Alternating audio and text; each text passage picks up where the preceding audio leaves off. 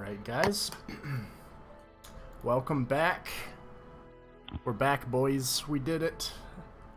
Let's see I think he here. started recording and then He went immediately silent. stopped Sorry, I forgot. I have to do. I have push to talk on, because if I don't, then the recording has like reverb, like it picks up twice. So. Oh yeah. But yeah. Welcome back, guys. Welcome to Imordia. We begin in the Third Age. The powers that be find themselves divided, with the scarred lands of Progenia championed by one Queen Goddess Talyasha Starbrand. The main opposing faction, those under the Redhold regime, fight in the name of returning to the Second Age of Peace in more ways than one, all united under one Lord Equinius Crimsonhoof, the Plains Runner. The far-off lands of Elios, Daranith, and Karkovia keep to themselves, navigating their own boom of religious, tribal, and political issues. However, our story starts high above the Cloud Sea, far away from living gods and goddesses, nestled deep within the collection of floating hubs many surface refugees now call home. We hone in on one such hub, a sky city known as Trisdale. The southmost section of the island is where various airships dock, with a road leading directly from this port to a large black-purple orb, which hums with an arcane glow at the land's center. Far north of this arcane orb, which houses the prestigious Eldest Arcanum, are towering gates, which hold their own arcane glow, keeping the rabble of the rest of the bisected island away. The shimmering walls of Trisdale Heights are monolithic, ever-present, and closed to all but those who live within. Now we move southward, away from Trisdale Heights' arcane gates, back to the orb. Inside we go, and then you see it. 12 monolithic spires jutting skyward above a massive dome, seemingly extending skyward from this connecting structure. A flight of shimmering stone steps leads up to the Arcanum. The bulk of the building itself sat firmly atop an elevated peninsula that stretches out towards the sea. Sparkling minerals and precious gems jump from the stonework of the Arcanum, seemingly embedded into it, with the eternal twilight sky set behind, giving the grounds a look of an impressionist painting, as you can see behind me. Waves of students come and go, entering the building or finding their place among the coastline to study in the temperate breeze, and many arcane secrets are held higher up in these prestigious halls. Welcome to the Eldest Arcanum. Further still we go, moving past the multitudes of arcane scholars-to-be, we follow the path up the spire of necromancy. Long halls with dim-lit sconces pass by one after another, until you find yourself in the large open waiting room for one Professor Olivandrin Dimstone. As many destinies intersect here at this very moment, with a future bigger than they can even comprehend, they, for now, all sit in uncomfortable silence, looking about the place at one another. If you would please describe your characters. Starting with Calvin. Hello, my name is Linguini Fiddleman. You can call me Linguini. You can see I'm a fire genasi, and I'm a big boy barbarian. That's brief overview. I don't know how in depth you want us to go. That's me, surface level. Yeah, it's just how you look. Everything else will come as the story goes on. But yeah, just what they see. So next up, Cody, what are they seeing? When everyone observes Balthazar, he is what would look like normally a middle-aged man if it weren't for the telltale, slightly pointy ears of somebody who maybe is an elf. The answer is he's a half-elf, and he's got some years under his belt. He's wearing a big, bulky green coat with a bunch of wolf stuff on it, and next to his side is a kind of odd-looking wolf animal. That's the only way you can describe it, because it's not a real wolf. It's definitely got something magical or primal or spiritual about it. And it sits patiently at his side as he also sits patiently and looks out of his one eye, because the other one has an eye patch over it. Perfect. And then we move on to Valeera. Okay. So Valeera is a female tiefling. She's got bubblegum pink skin tones, and she's got white hair with like hints of pink in the hair as well. And on both sides of her head, you notice that there's 3 horns on both sides, kind of jutting almost like forward at an angle. You could tell she looks exhausted and maybe even has some darker bags under her eyes. And she's currently wearing, she might be like sitting down right now, and she's wearing some chainmail with a shield on her back and a long sword at her side. Yeah, that seems about right. Perfect. Then Kruger. Cool. As you look over to this human sitting in student clothing, he's got like bits of metal strapped around him and little doohickeys, little tiny magical creations crawling all over him. And you might notice that he has really shifty eyes, and you might add that there's maybe something off about him. And he's got scruff, and he's a little awkward, and he looks pretty washed up. He's about middle-aged, I'd say, from looking at him. That's about it. All right. And Kaden. Zag. Observing Zag, he's a Kalashtar. He has a darkness to his skin. He's still clearly like white, light skin tone, but he almost has like an underlying darkness to his skin, if that makes sense. It's kind of off-putting in a weird way. If you stare at it. He kind of wears nicer clothing, but they also don't look like they're new. It looks like maybe he's kept those clothes for a while, but it still is kind of like nicer, dapperish looking clothing. He's also pretty young. Looks like maybe early 20s, and he has a black raven that sits on his shoulder as well. And this raven has that same off-puttingness that his skin has, but you can't quite place what it is or why, but it doesn't look exactly right. Perfect. That brings us to Sky. So Sky is a tabaxi, jet black fur, kind of all over. There's no like any other colors on his fur at all. He's just kind of sitting there quietly, kind of taking in the sights. Very obviously new to this whole Sky City thing. He's never been up, so he's kind of like still looking around and wonder kind of at everything that's technologically different here than his like home forests but he just kind of wearing simple stuff. He's got like a shawl type thing around his waist. He's wearing kind of like a fur almost cloak around his shoulders, but yeah, just kind of there, kind of sitting with his map. He kind of always keeps on his person. It's kind of like his token from home that he always makes sure that he has. Perfect. And so all of these different interesting individuals find themselves waiting for Ollivander and Dimstone, whether they came because they heard he could help them, they came because perhaps they were looking for work, perhaps they were already within the Arcanum, but all find themselves here today. What are you doing? I'm keeping to myself in the corner, like looking around anxiously. Where that is. I'm a student here, even though I might not look like it. So I'm just studying away, trying to learn as much as I can, take in information. Yeah. I'll lean over sort of to Valeera. I don't know what the dimensions of the room is. If this is like Men in Black, where I'm leaning across like a 20-foot gap to the other side, and I'll say, "Long trip." Just a lot of rough nights.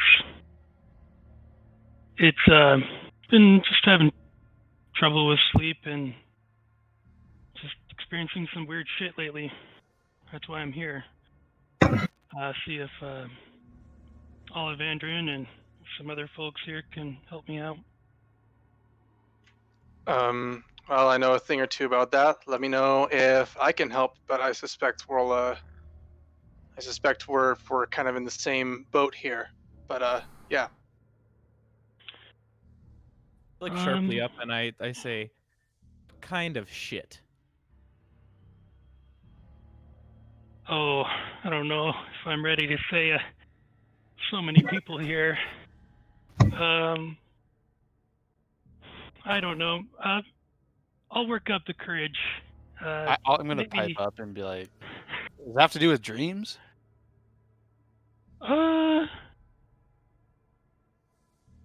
Not quite. I just love hearing about dreams because I don't know if you guys know, but I can't. Kalashtar, like people like me, can't dream. Cool. I like hearing other people's dreams. If you got any dreams to share. Okay. Mostly nightmares lately for me, but yeah, no dream sounds kind of nice right now. But yeah, I'm just seeing some things lately. Sounds like you want to talk about it. Well, I do, but you know. Do you guys know magic? Do you know how to like get rid of things, or you know? I know how to get rid of things. I can do more like really. I can only focus on kind of physical wounds. Sorry. Yeah, I can't really. I can only get in your mind to hurt you necessarily, so I can't really help you in your mind. Know a guy who can get rid of things Who is this and guy? people. Just talk to me later.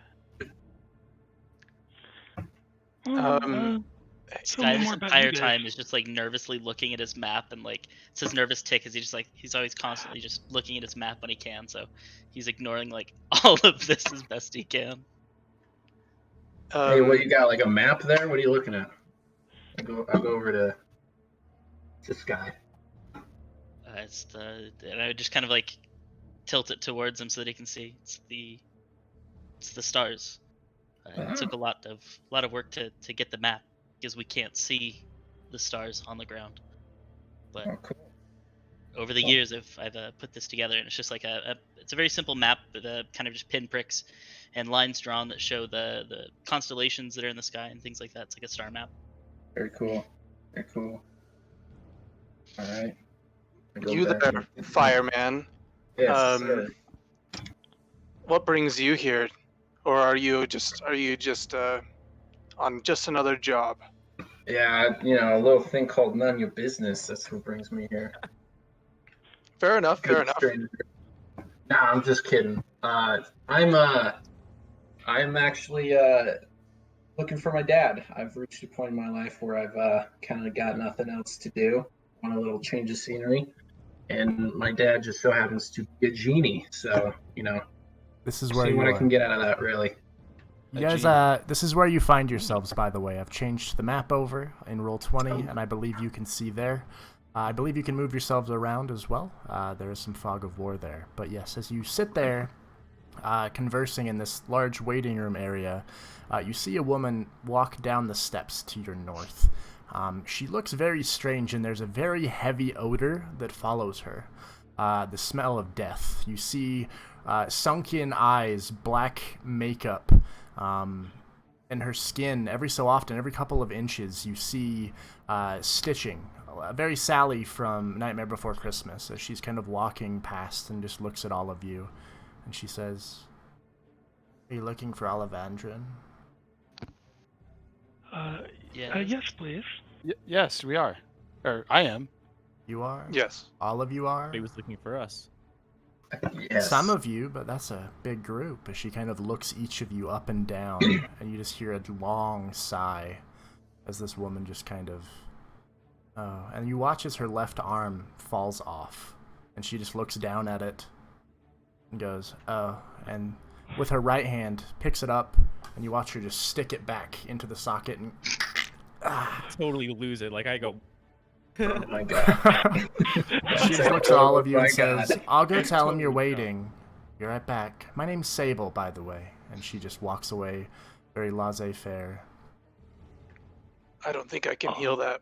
Oh my god. What's wrong? What's wrong with her arm? You watched her put it back on, and That it was- worked. It like reattaches. Yeah, she like reattached it and then just kind of, cracked it, and then it seemed to be working again. Seems like just one of those things. Does this sort of thing happen here a lot, Mr. No Dreams? I don't know. I've only been here for like a month. First roll of the Smart. game. Roll a history check for me, baby. Oh yeah. Oh, I was like, what? How? I like put my hands on my pockets. Where are my dice? History check, huh? Oh, I rolled it twice in accident. The first one. Damn it. Oof. 5. Yeah, because you are so new, you haven't really been to too many different places. And I believe because of your focus, you've been in a different spire entirely. And so because of that, you have not met Sable, as well as nobody like her. So yes, you have not experienced this before. Yeah, I have no idea. No, I don't know. I guess that's just another thing we'll have to get used to. What did she say? Did she say she was going to go get him, or that we have to go in the room? I can't. I was kind of distracted. I was. Yeah. She might have said We follow. should go in the room. Yeah. No, wait. She said she'd come get us. Oh. Oh, okay. Hey, can I go to the door? So it's a series of steps that leads up to a hallway. So right, if you want to start scaling the steps, you definitely can. I'm just gonna peek up the steps. Do I see anything? Yeah, you see a long hallway with more sconces. You see various symbols of arcane nature, many of them glowing a slight green. More for decor and less for, warding or traps or anything like that. I'm not gonna go up. I'm just taking a peek and I'm narrowing my Yeah. eyes. Up over here is where you saw Sable come and go.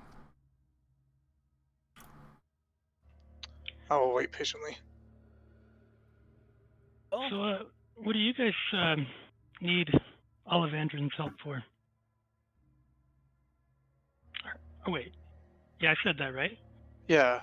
Look at my notes, or my book, where Olivandrin's, Heard he might have he's the writer. opportunities. People like me. I'm looking to better perfect Nice. my magic What craft. do you do?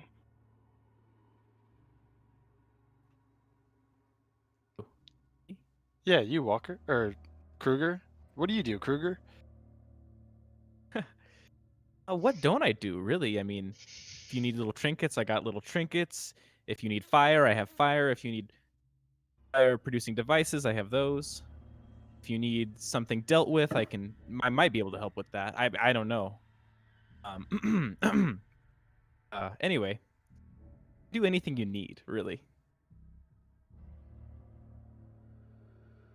Very With cool. that, you see, once again, Kruger, as you were kind of looking down the hallway there, you see Sable approaching once again, and her just kind of open eyes, the whites of her eyes just blasting because of how dark the makeup is around her eyelids. She just says, "Come on, then," and then just turns around, and you just watch her kind of lazily just kind of dragging her feet as she walks, and that smell just does not leave as you're kind of following her trail. But as you continue forward, you end up in Olivandrin's office, rather at the door. On the door, you see a large sigil. This one specifically for the School of Necromancy.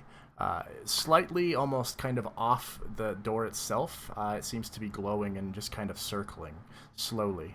But then you see Sable just kind of put her hand up towards it, and then the door slowly opens.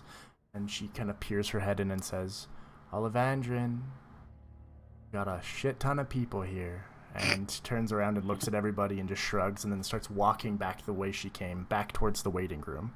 But then you see before you a large office space with a strange man, good 30 feet away, kicked his legs up at this desk that's kind of elevated off of the ground.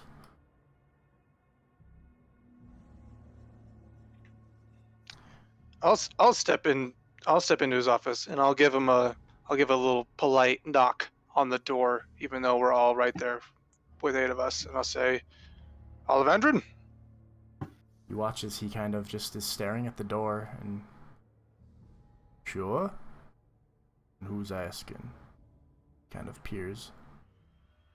Well, I think the word is out that you might need some help, or maybe even be able to provide a bit of guidance um, to some people who perhaps are not students here at the Arcanum. Right. I am able to assist both students and others alike. However, such a large group all at once, interesting timing here. The fates seem to be on our side. Everyone, come on, step on in here, and I'll get the door. As you all start kind of filtering through, unless anybody is hesitant. No, everybody walks in. Walks right in. Yeah, I would Slink walk right in. in. Yeah, I'll walk in. And everyone. I'll walk in, but I'll be last. Then yeah, everybody kind of filters into the office as you see it there. Actively try to be last behind him. And then you see the man sitting before you. And he looks at each of you kind of, just like Sable did, kind of looking at you up and down. Interesting. Some of you come looking for help, some of you come looking for glory, and others just need some coin, from what I can tell. You there, red fella, with the eyes. What are you looking for exactly? The name. I step forward. I say, well, sir, I really am just looking for some help with locating my father. Well, that's a tall order, as I know nothing about the man. However, maybe we get to know you a little bit, get to see what you can do for us, and perhaps I can oblige such a request.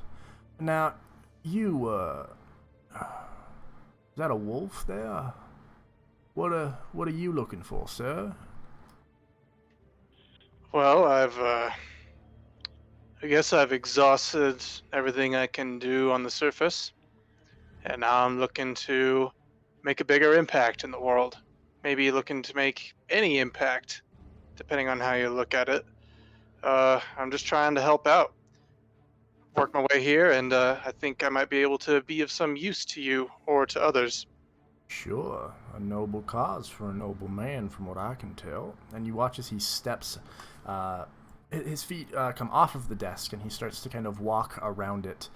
You now see him, long, silver-white hair, eyes that are, the whites of the eyes are actually yellowish, and the pupils themselves are golden. As he starts to kind of approach, you also see two fangs slightly protruding from his mouth, something that he doesn't seem to be trying to hide. Wearing very dapper-looking kind of dress outfit with a long duster. And around his belt, you see a series of vials, and you also see a small crucifix kind of hanging there, as well as a spellbook kind of hanging from his side. And as he approaches, he kind of walks up to you, Valeera, as he looks you up and down. And you... my good lass, what are you looking for, exactly?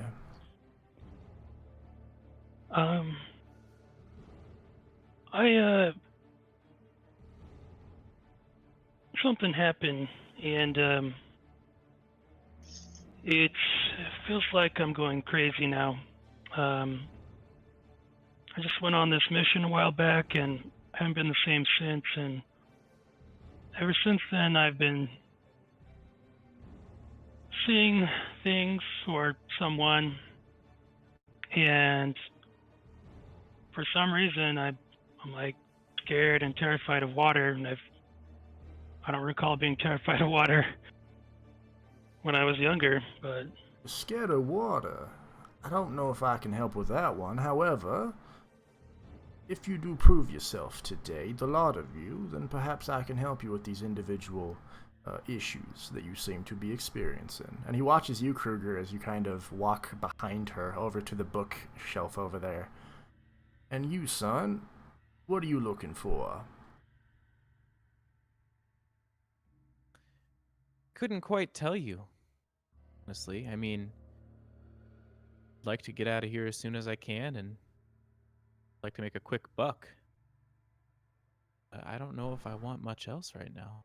That is fine. Honestly, if you're just looking for coin, we have that in spades. Though some of you be looking for, how to perhaps not feel water anymore.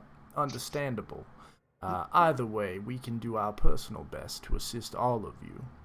And then he looks across the way over to you, Sky, kind of seeing you near the large telescope that is kind of pointed outward into what actually is a night sky. You see a singular moon, whereas many of you from the outside of the Arcanum know that there are 2 moons up in the sky, but this one is a singular white moon, as he kind of starts to approach you over there. And you, my fine tabaxi friend, what do you need? You interested in these things? As he kind of points up to the moon and the stars outside of the window. I'd kind of glance over, kind of nod as I'm doing so. My people, I'm a druid, but my connection isn't with the land like my people's is. I seem to be connected more to the stars themselves, and they don't know how to help me with that. So my hope is to find someone here that can help me understand and hopefully better myself. Interesting. And you are from, you say your people. Does this mean that you are from down below? Correct, I am from the surface, yes. And I kind of pull out the star map. I don't know if this is as accurate as I could get it. There are people that travel and come through our home, but this is what I've gathered. The stars, the constellations, and this is the first time that I've ever been able to see them.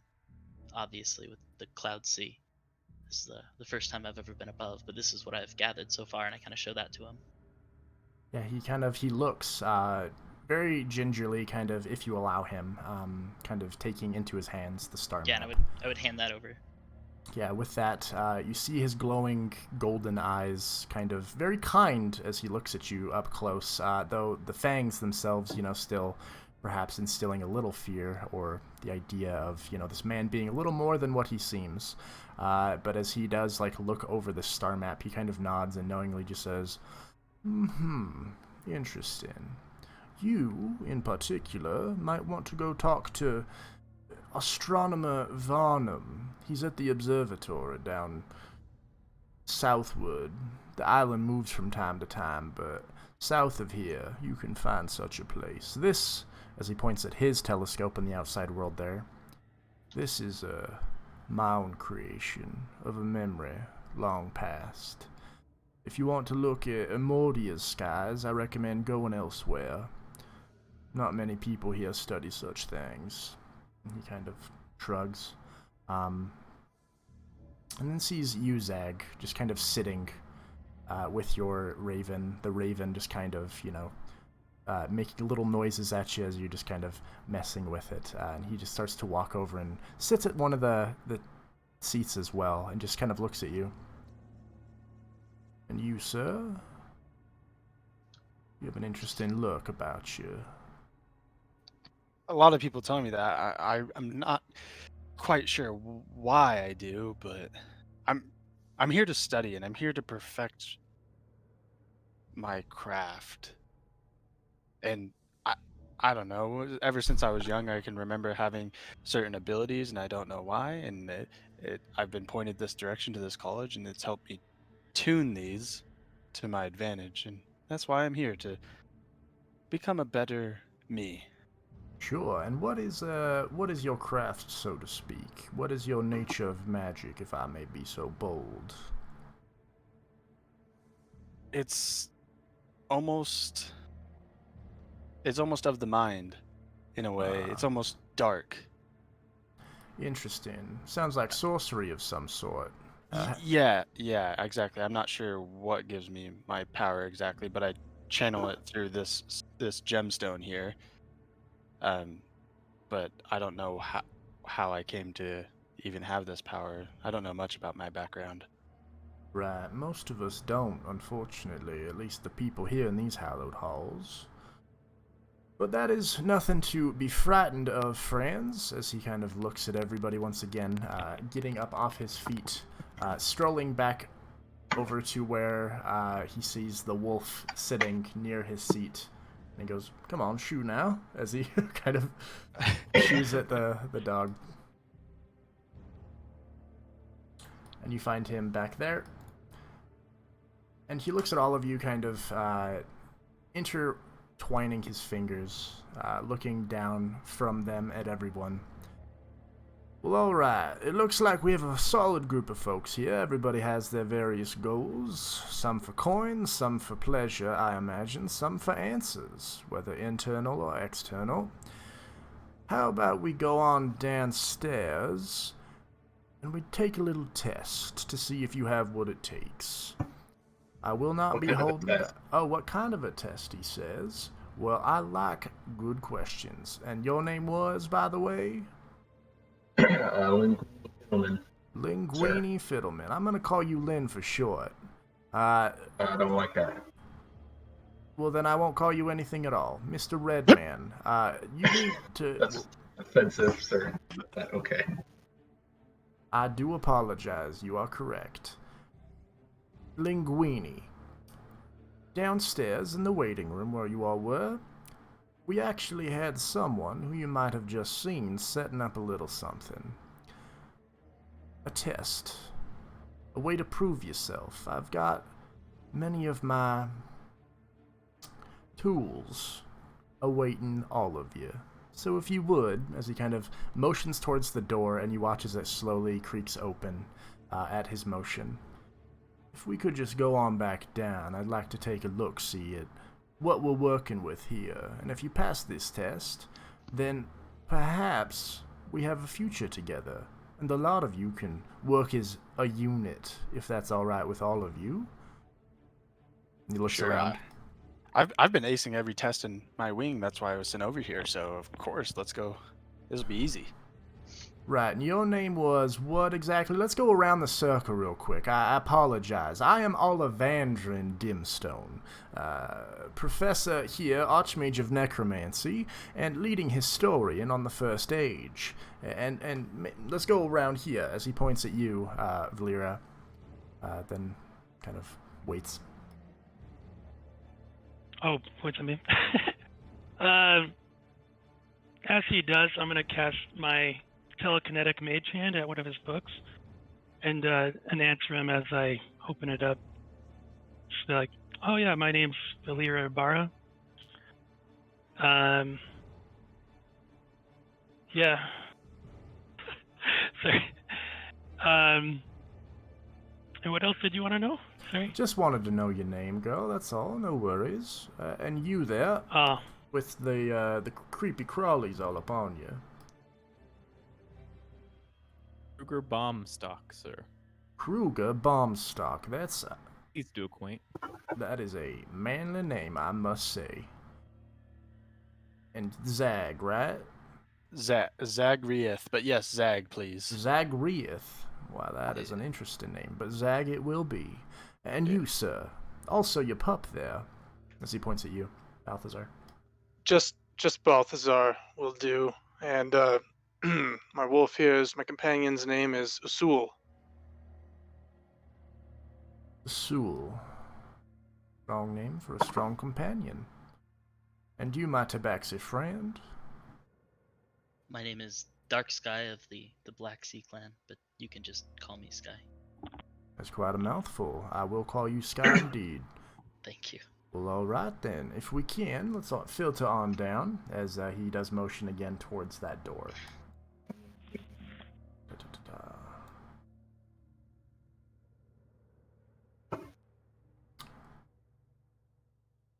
You all find yourselves back down in the waiting room area as you do see Olivandrin. Sec here.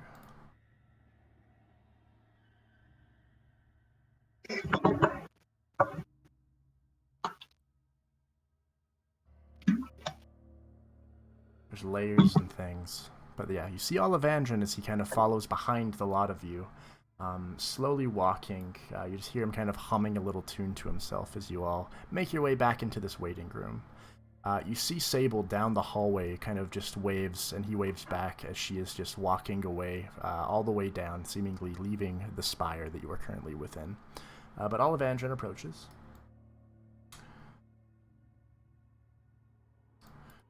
Alright, friends, there's a series of rooms here, and there are my tools, as I previously was speaking of. I would like if you could go into each of these rooms and deal with them accordingly. Any, final questions before we begin, as he looks around at everybody? Is this one of those violence tests, or is there a... Am I misreading your innuendo? No innuendo here, sir. This is a violence test, as you put it, would be apt. However, I like to think it more of a power level engagement here. If you struggle here, then our working relationship may not continue forward. However, if you do indeed come out on top of my tools, well then, perhaps we can talk a little more, and I can help each of you with what you're searching for. How does that sound to you, Mr. Balthazar? Sounds great, sir. You watch as he kind of just flips his hand a couple times, and you start to hear creaking and the clattering of wood. All around you, you've kind of seen various coffins. Mostly they look like decor, but two of them below you actually clatter open.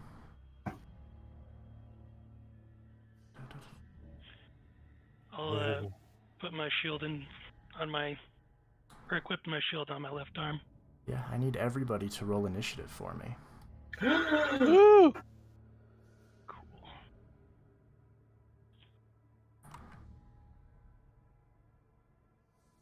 I will change the music. Oh, right on. Initiatives. Balthazar with a 20. On. 19, but yeah. Some rolling. Nice roll, spaghetti. I'm rolling with real dice. Should I put my total in the game? Yeah, you should be able to click on your... actually, here. Let's see. That's not my name, sir. Dude, I swear to God, I haven't rolled a good roll in like fucking 2 years. You're getting all your bad rolls. You're getting all your bad rolls out. I was testing earlier, Your next and 2 I was years. just rolling 20s, and now I know I'm not going to hit anything. Wasted is 19 on the initiative. So you should see on the turn order to your left on the Roll20 screen, you should be able to edit your initiative there. Do it one at a time if possible, because if multiple people try it at the same time, it will only let one person, so just give it a sec, you know.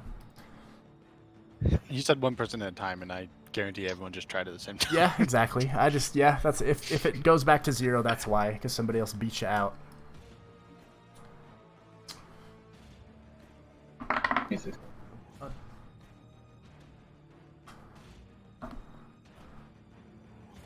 God. You gotta put in your number, Valeera. Didn't take it.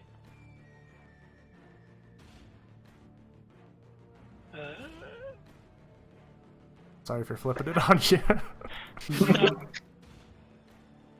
Do I have to just click out of it afterwards? Yeah, just hit enter or something. Okay. There we go. Yeah, mate. Thank you. Yeah, you watch as these two shambling, undead-looking individuals just kind of almost fall forward out of this coffin, as Olivandrin, just kind of, still humming, starts to walk back towards one of the seats to his right, and takes a seat. But there, Kruger, you are the first to kind of hear the clattering, and the first to see these two shambling individuals. What are you doing? I turned Olivandrin and I say, I'm more of a tool user, not a tool fighter. I get a little nervous, but I start walking backwards, so I'm gonna move. Let's see, what's my movement range? 30 probably, I imagine. That's the huge. Yes. These are all 5 feet. Yeah, Squares. correct. Go ahead and move over yonder. Then I'm gonna pull out my tools and quickly build myself a tiny eldritch cannon. And Sure. I guess I'm gonna do the. I'm going to do the. I'm gonna do the flamethrower one. Yes. And then Perfect. that'll be my turn for now. Since it's tiny, it doesn't take up a space or anything. That's why I don't have it. Sure. Yeah. Is it just like on your shoulder then? Yeah, I want to have him on my shoulder. Perfect. Yeah. Well then, with that, Balthazar, you're up. Zag, you're on deck. What are you doing? I'll say, well, you heard him, boy. And I'll use my bonus action to command Usul to attack this one on the left. He's going to move. He's going to move 25. I'll have him move to 30 feet. And then I'm going to have him attack. Sure. Roll to hit. Does a 12 hit? A 12 does hit. Yeah, roll that damage. Awesome. All right. So he charged. He got his 20 feet of straight movement. So let me do this. All right. So that's 13 slashing damage. And this shambler's got to make a strength save against 15. 9 strength. Yeah, a 10. So what happens there? He just knocked prone. Next, I will use my movement to move my 25 feet, I think. 1, 2, 3, 4, 5. Yeah, 25 feet. And I will swing at this prone guy with Great Weapon Master. Yeah. You watch as your companion knocks him down and you run in, swinging above your head. Roll to hit. Does a 12 hit? It does. You also have advantage, as he is prone. Mm-hmm. I have that built in. So a 12. 2 DK. Okay, I see. So it took the better one. That's dope. Yeah. Well, then, yeah. Okay, let me Roll hit. that damage. I'll use my favored foe on a hit right now. It's sort of like the different thing than Hunter's Mark. Is your favorite foe undead? No, it's so in Tasha's, it kind of replaces Hunter's Mark in that it requires concentration and you can do it proficiency bonus times per rest. And basically it adds a D4 anytime I hit. Right. Well, one time per turn. Sure. So I did 23 slashing damage. Yeah, after your companion knocked it down, kind of ripping into this creature, you come up and just slash downward, cleaving it into, hearing the slop of the two separate parts just hitting the ground before the other one can even start to move forward. Is there anything else you'd like to do on your turn? Is he dead? Yep, that one is dead. Oh my god. Okay, well, I'll just go to the other one then, and I'll just attack him with my second attack. I got 5 feet of movement left, so that should do it. I'm just gonna regular attack him this time. Alright, that definitely hits. And that's just a regular old hit, nothing special. So that's 13 damage for the second one. Yeah, that hits. You cut into it, but this time it hits a little bone, and the creature looks at you and just and starts to kind of lunge. Alright, is that your turn? That's my turn, that's all I got. Alright. And we've got Zag with the boyos on deck. Sweet. I'll step over to my left so I can see him in clear view. And trying to impress Olivandrin, I'm going to cast Chromatic Orb, but I'm going to cast it without any verbal components by spending a sorcery point. So I just want to see if he notices that. So I'm just going to cast it out of nowhere. Basically. Okay. So yeah. Yeah. What are you casting again? What spell? Chromatic Orb. Oh yeah, I believe that's a roll to hit spell? It's a roll to hit. Yes, it is. Hang on, I didn't do it. Right. Did I do it that time? No? Not seeing it. He keeps telling me damage. Whatever. It depends how you might have it set up. Yeah, there we go.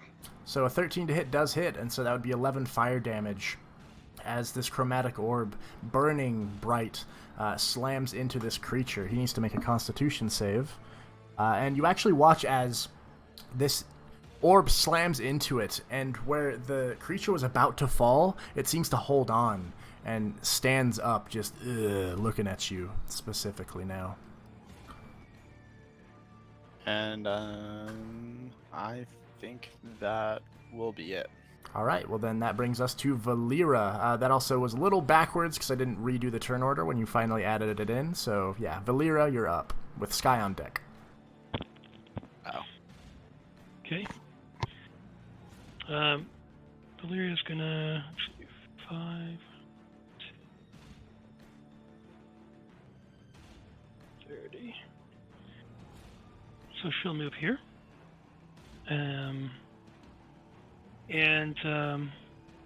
Just gonna go in for a regular old attack with the longsword. Roll to hit, baby. Attack. Woo! 16 on the first one. That hits. Roll that damage. 5 slashing damage. Yeah. And then He I'll has go to make for a con second. save here, and he fails. So yeah, that damage is enough as you cleave into this creature that seemed to be just hanging on by a sliver.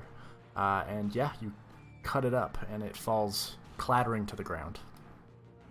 Sweet. Do I see any other danger around here? Roll a perception check for me.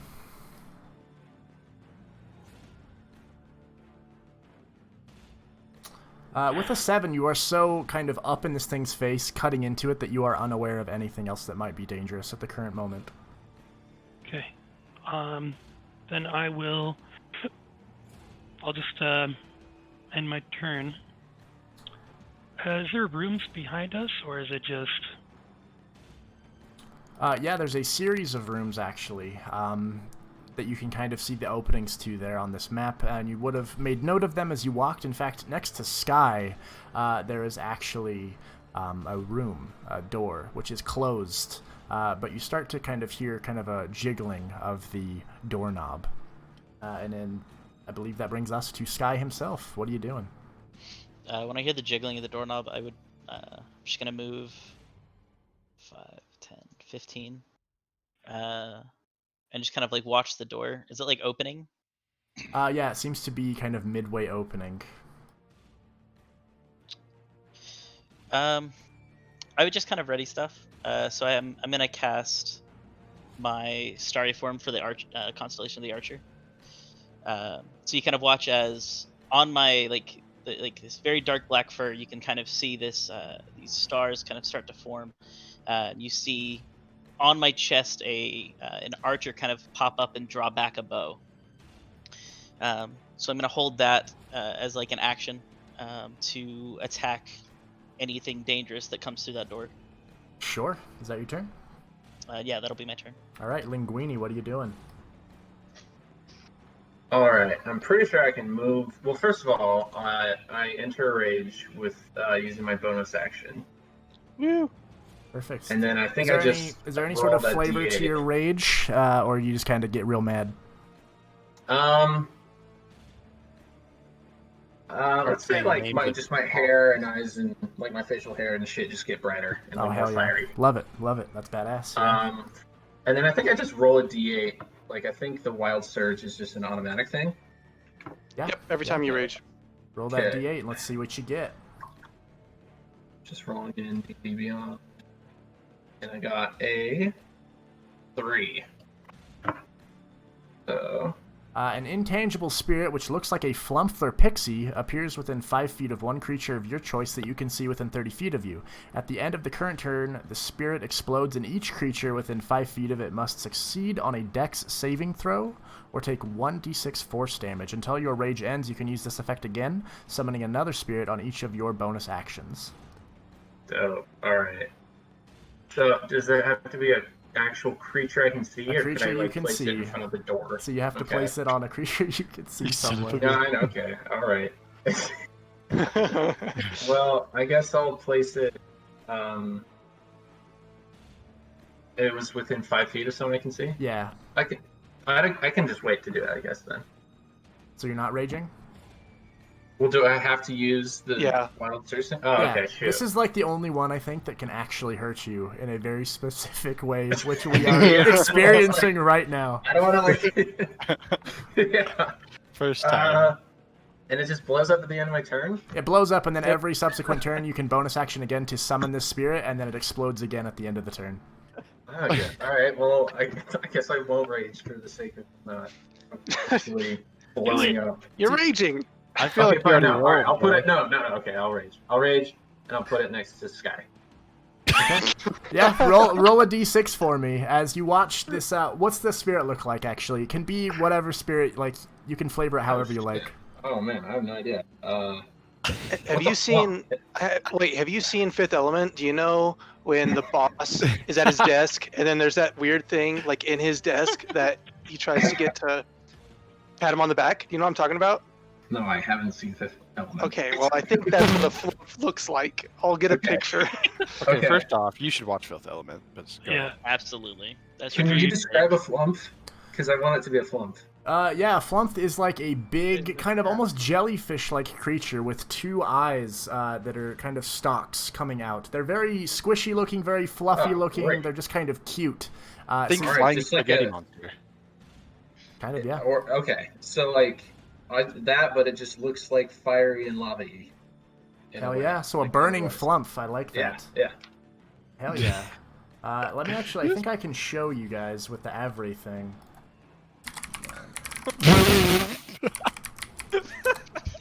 Yes, Cody. Yeah, there you go. I think that's what it looks That's like it. to me. In the art Oh, dump. this- In this the art is- dump, you can see it. I like Cody's version better. In general. Okay, yeah, it looks like that. But then lava and all of these fire. tendrils are burning, and there's like flame licking off of them, and then it explodes. So roll that 1d6 for me. Okay. Oh, and I think you have to make a dex Oh yeah, what's save. the dex save for it? Oh yeah. Make that dex Yeah, save just for make me, the save. Sky. First- Natural. your, Oh my god, natural one. Oh, Five. +0, boys. We got it. How much damage does he take? 5. Yeah, so with that, Sky, as you start to kind of hear that movement behind you and you run over, you see a fucking spirit just pop up in front of you, go, ah, pff, and then just explode right in your faces. You take 5 points of damage, force damage, no less. All right, I'll give my Linguini. reaction. Alright, well, so that was just my bonus action, right? Yeah. Okay. Your bonus action Jesus was to hurt me. Even more damage. Okay. Like hell, it's gonna hurt him. Alright, sorry, it was the necessary sacrifice. I moved to the door, Yeah. As you and that's all of my movement. Sure. Yeah, as you approach there, you watch as the door is slowly opening, and something that's almost twice as big as those 2 shambling creatures you see to your south that have clambered to the ground. This one hovers over you, monolithic, just going, ooh, just flesh on flesh. This creature that seems to be just an amalgamation of different dead bodies. Alrighty. Well, with that, I attack it with my great axe. Whoa! Roll to hit. Alright. That work? 17 to hit. That does hit. Roll damage. Alright.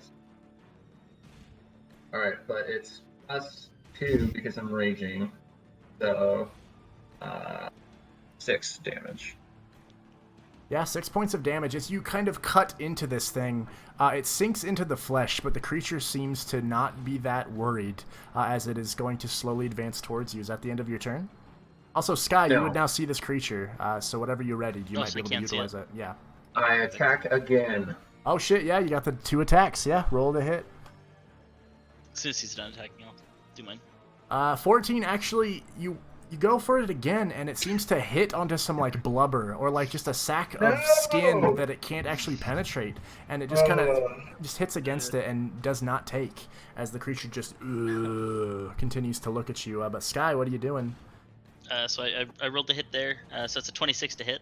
Damn. Yeah, natural 19. Roll that damage, baby. Hell yeah. Oh, did I do it? Oh, okay, I did it on D&D Beyond. I don't know why, but so that was 1 + 4, so 5 damage. Yeah, 5 damage So you as you kind of let loose the yeah, say the celestial the arrow, archer. right? Yeah, so basically it's like there's an archer that's kind of like formed of stars on my chest. So you see as he pulls back and kind of releases the arrow, and kind of just from my chest, this arrow kind of comes through and slams into the creature. Hell yeah. So 5 damage there. Perfection. All right. Is that the end of your turn, Linguini? Yes. All right. You guys start to hear groans and moans from all over as you hear the clattering of doors.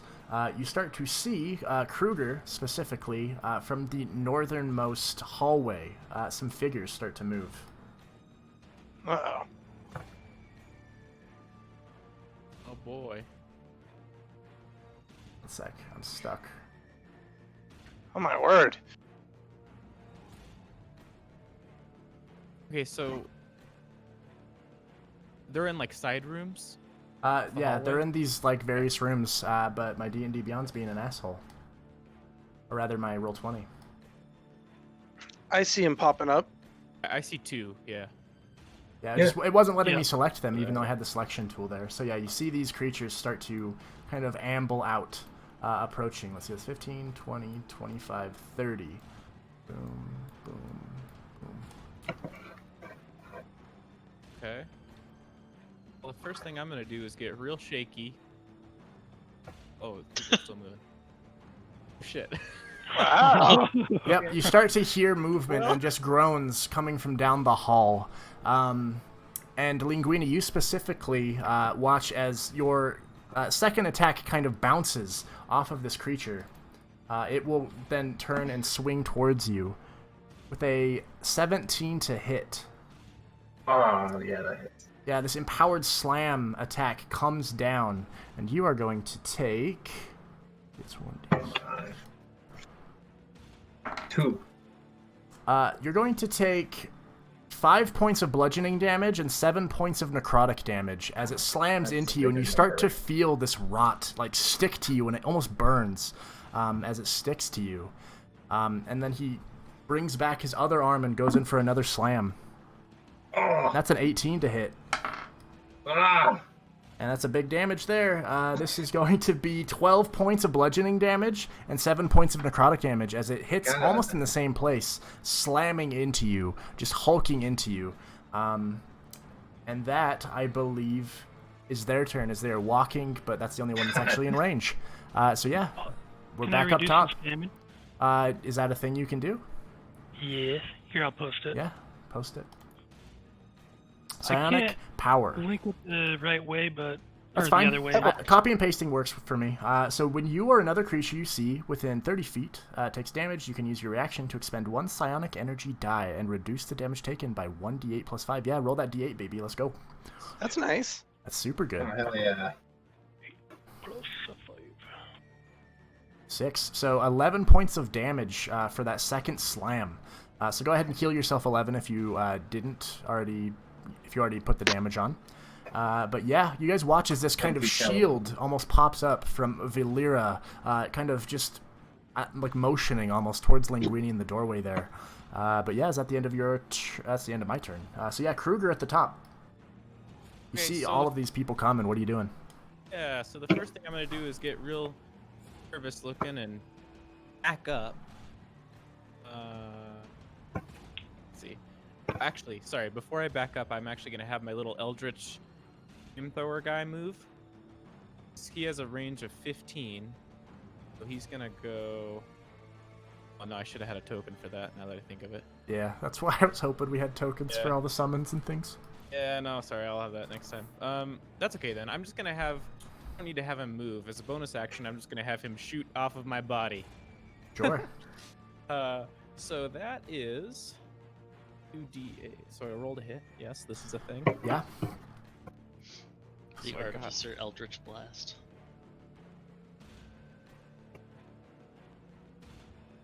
I forget. How do you do the attack bonus? That's listed on the thing you're attacking with, right? It should, yeah. Your proficiency bonus, I believe, is what you're adding to your attack. I'm not sure which attack you're trying to do. That's right. Okay, so I got a total of 12. 12 to hit. On which guy? The I was one aiming to at- your direct left or kind of above you? One to my direct left. Yeah, that hits. All right, so 2.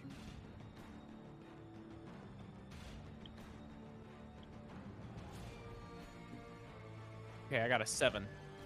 Yeah, 7, as you see this skeleton with bits of brittle armor walking towards you, but you blast at it, and you just watch as it kind of, almost like you're scalding the bones, but it seems to still be shambling towards you. It's Ollivander, and you can hear him just humming behind you, just kind of almost looking at his nails to make sure that they're clean.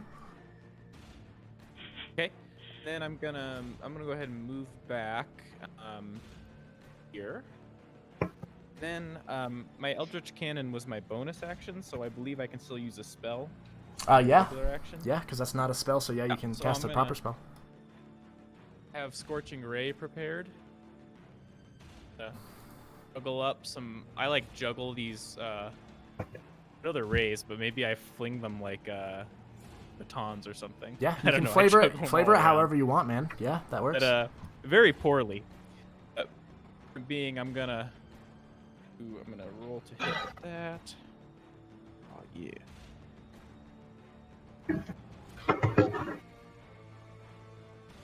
Okay, I got a 13 to hit, and On the same guy? I guess I'm aiming at. I was gonna aim at both of them, if that's cool, because I can Oh, yeah? aim If them it's a at cone? any targets within range. Oh, shit. Yeah, And I was what's, gonna. what's that well, range again? I just have 3 rays. Oh, yeah. 120. This is Scorching Ray. Yeah. It's just- That works. So I think you rolled a hit for each ray, right? Yeah, you do. All 3 rays Okay, have their own yeah. individual rolls. My first ray. Okay, so my first ray was for the guy that was towards the skeleton guy for 13. Sure. Hit. Yeah, that hits. Okay. Cool, and that's 2d6.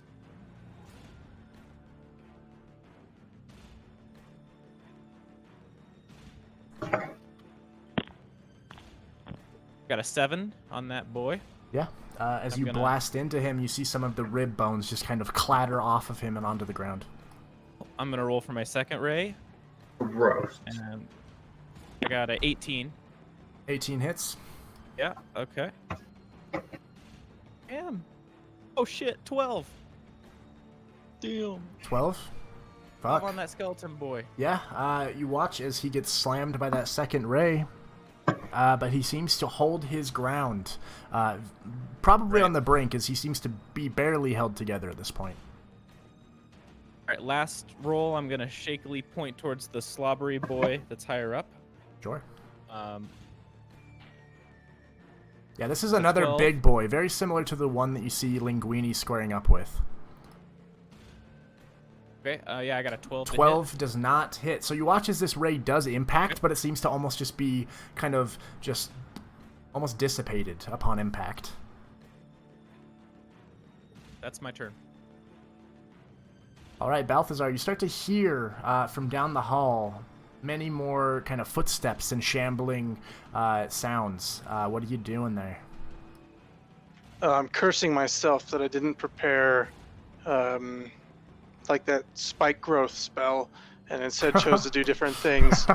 Can I, okay, on roll 20, can I attack the guy right next to Linguini if I stand right here? At the diagonal, yeah, for sure. Okay. Well, then I'm going to use my movement. 5, 10, 15 for me. And then I'm going to signal to Usul with my bonus action. And I'm going to have him move 5,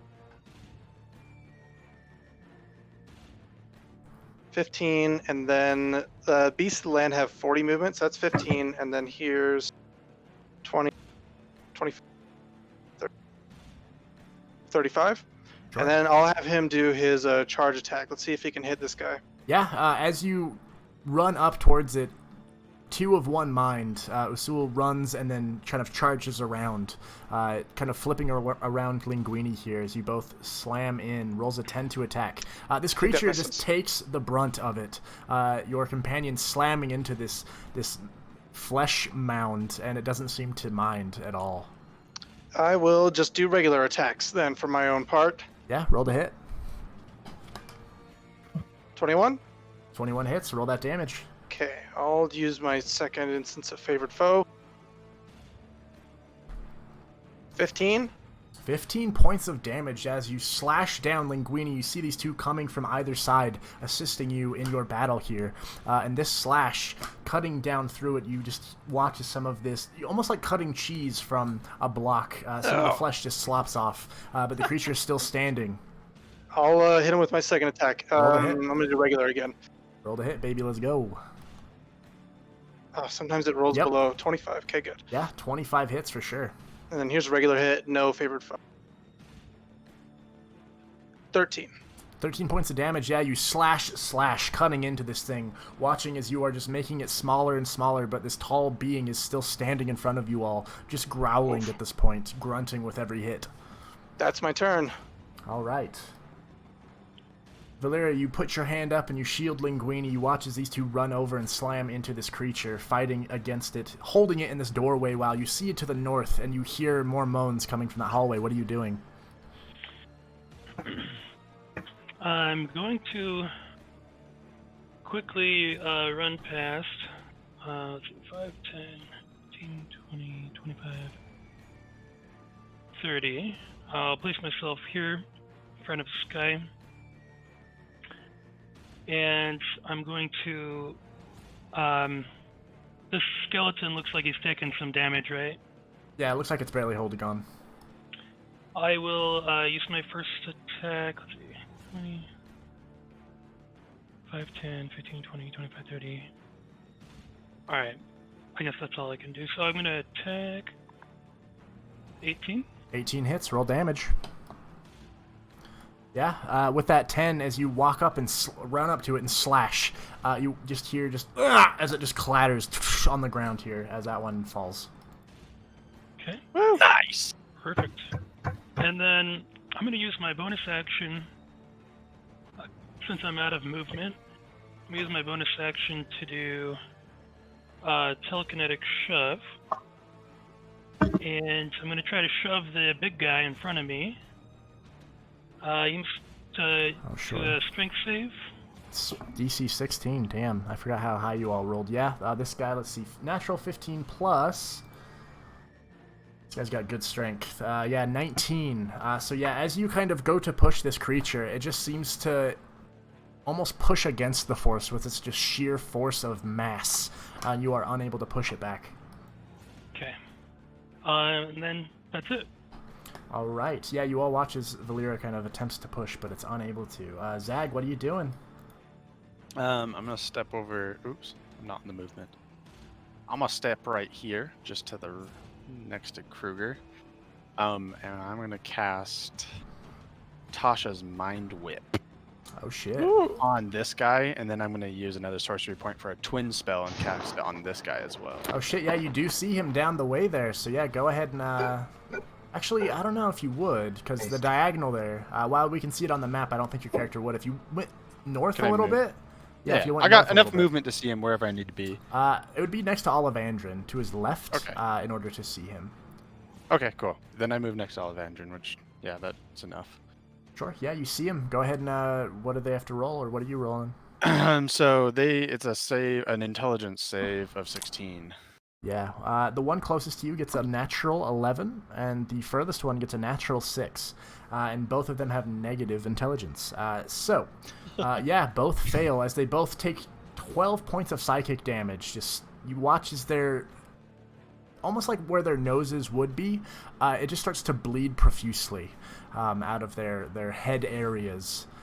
Here's more info on the spell of what also happens. Can't take a reaction until the end of next turn. Moreover, on its next turn, it must choose whether it gets a move, an action, or a bonus action. It only gets one of the three. On a successful save, the target takes half. Fuck. Wow. That's super good. That's super fucking good, dude. Twins? That's awesome. Yeah, that's nuts. Get That's wrecked, super good. bitches, you Yeah. fat sluts. Good shit. Yeah, is that your turn? How much movement did I do?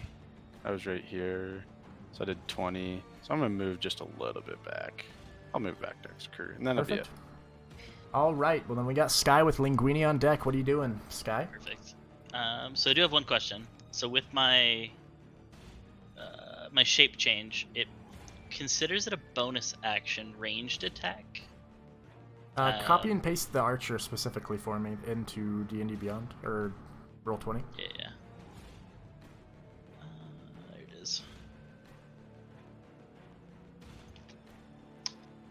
Constellation of an archer appears before you when you activate this form, and as a bonus action, yes, you can make, yeah, that's a bonus action 1d8 attack. I just wanted to make sure that wasn't going to count as like a spell. No, that's just that's a ranged spell attack, yeah. Okay, perfect. So in that case, I'm going to use Guiding Bolt on pretty much the only one I can see right now. So I'm going to move that, just kind of move over here, closer to the other people here, and then use Guiding Bolt on the big guy in front of me.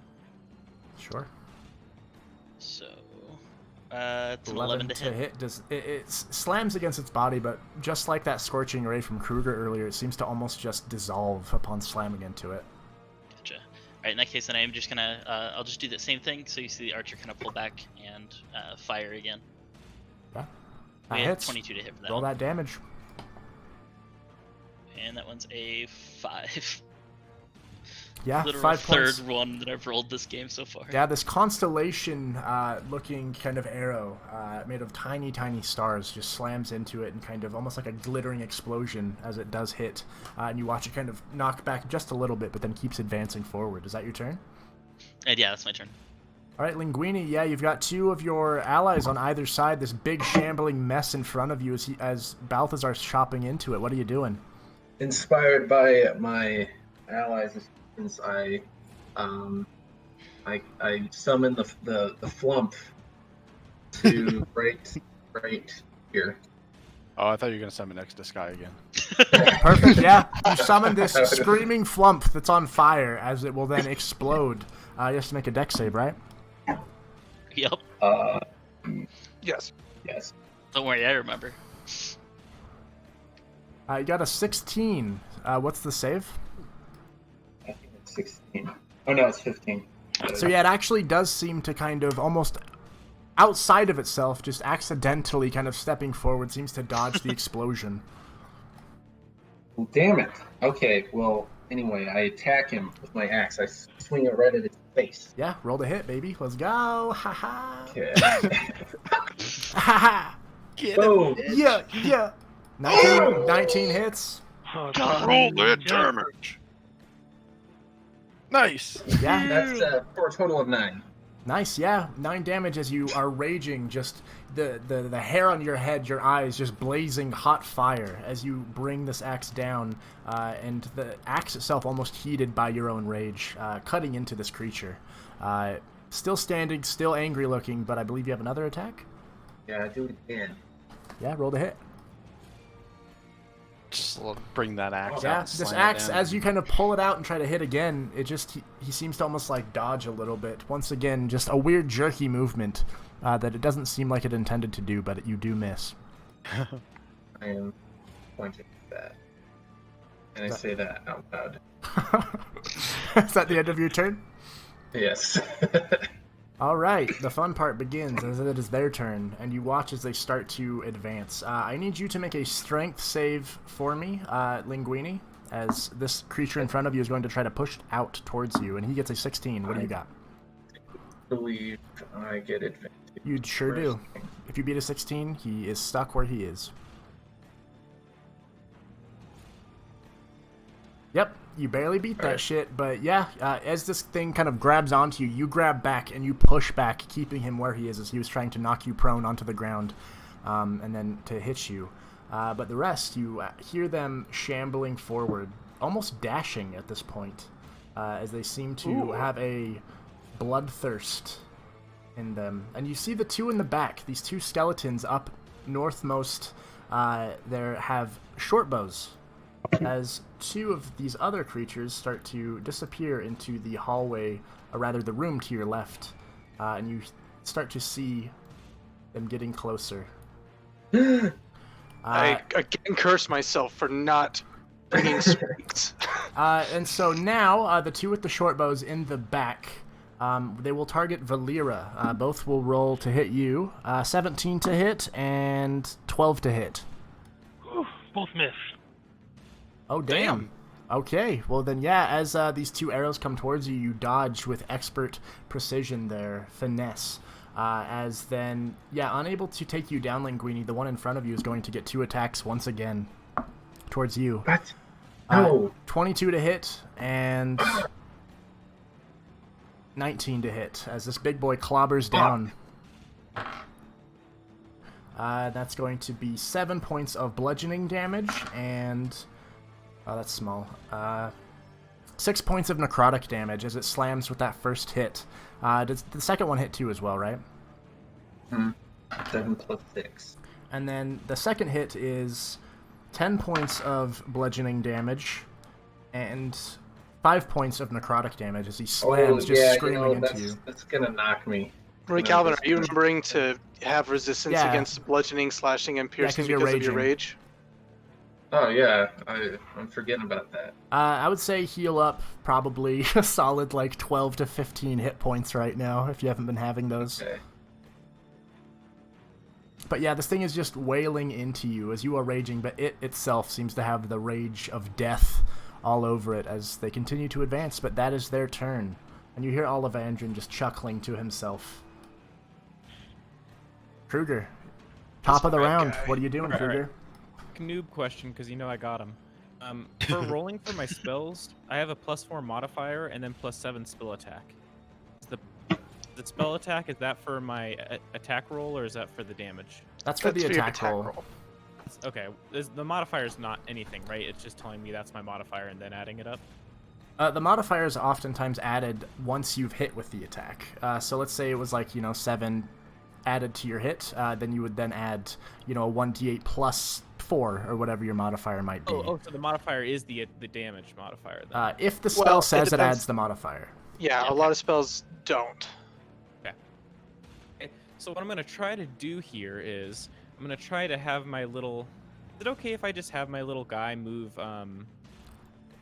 here for now? Like, we know he's on this dead body? Yeah. Little cannon? Okay. Question. He fires with a cone. He fires with a 15-foot cone. So would that, the cone just, go out diagonally? 15 foot, you said? A 15-foot cone, and I'm thinking if I put him right here, that hit, these 3 guys in front of him? Let's see. 15 feet is going to be something like that. That is cool. Okay. And so you all can do that, by the way. On the top left corner, there's a little circle with a ruler in the middle of it. If you left click on the map and then right click, it keeps it where you kind of had it, and then you can create little shapes. So I was thinking if I put him on the body here, then I'll get these 3 guys in front of him. Is that cool? Yeah. Yeah, that would definitely work. I'm going to do that. He's going to move over. He's got 5... Actually, I'm going to move... Hey. Here. Wait, go back to the ruler thing. Here, so that's 5, 10, 15 to move my little robot over here. He's gonna kind of stutter and puff, puff, puff, and smoke's gonna come out of his butt. Then he's gonna kind of wind up here and attack. Shoot out his fire at those boys. So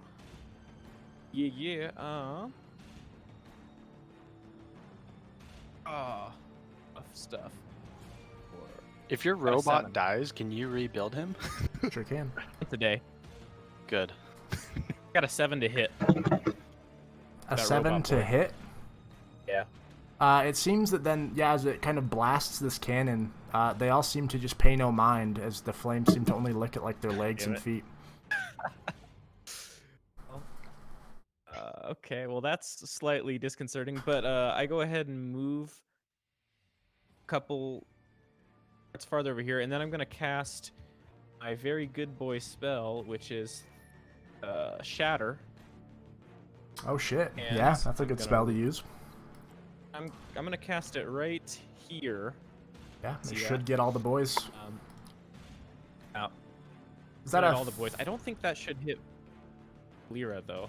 It's kind of bigger than you think. It's a 20-foot radius, I believe, which means a 40-foot circle. Is it 10 foot? Well, it says 60 foot by 10 foot, so I don't know. So yeah, the 10 foot is the actual location. You can cast it up to 60 feet away from you, and then the radius itself is 10 foot. Okay, good. Yeah. The 20-foot circle. Okay. So that should be clear for Valeera then. Okay. I'm gonna roll for that thing. I think they just make a save. Wait. Yeah, they all have to make, I believe. Is it con saves? Because I think it's thunder damage. A 20-foot radius is 40 feet? On 15. Yeah, because the Con radius Con is 15. half. All right. Let's see. The closest big shamble boy makes it. I see. The Yeah. little middle skeleton fails. The bottom left zombie fails, and the two boys in the back, one passes and one passes. So 2 fail, the middle skeleton and bottom left zombie. So go ahead and roll that damage. Go ahead and paste that description in there. Okay. 3, 5. I got 13 total. Okay, yeah, 13 points of damage as this just thunderous boom explodes out of that area, erupting through the halls, and you can kind of almost hear an echo going downwards and then also upwards towards Ollivandra's office. And these creatures are almost blown back, some of their bones flying off, pieces of flesh flying off this zombie as it seems to have taken it especially hard. Wanted to say for flavor too, I have it's like a little clapper, like one of those plastic clappers. It's made out of metal and it's got sparkling electricity, and I just kind of like hand that out at him. That's what that spell is. So I tinker. But yeah. All right. That's my turn. Balthazar, then you see Linguini getting mauled by this creature as you hear an explosion to your right. What are you doing? Say I should have brought spikes, and then I'll command Usul to attack this one guy just regular. Oh yeah. Natural 20, baby. Roll that damage. Let me find it. I don't think I made one. Let me type it out real quick.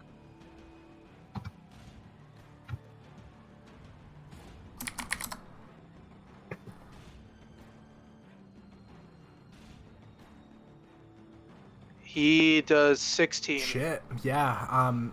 He watches, he lunges forward and bites into this creature and just rips its left arm off completely. The creature is still standing but not looking good. Fuck.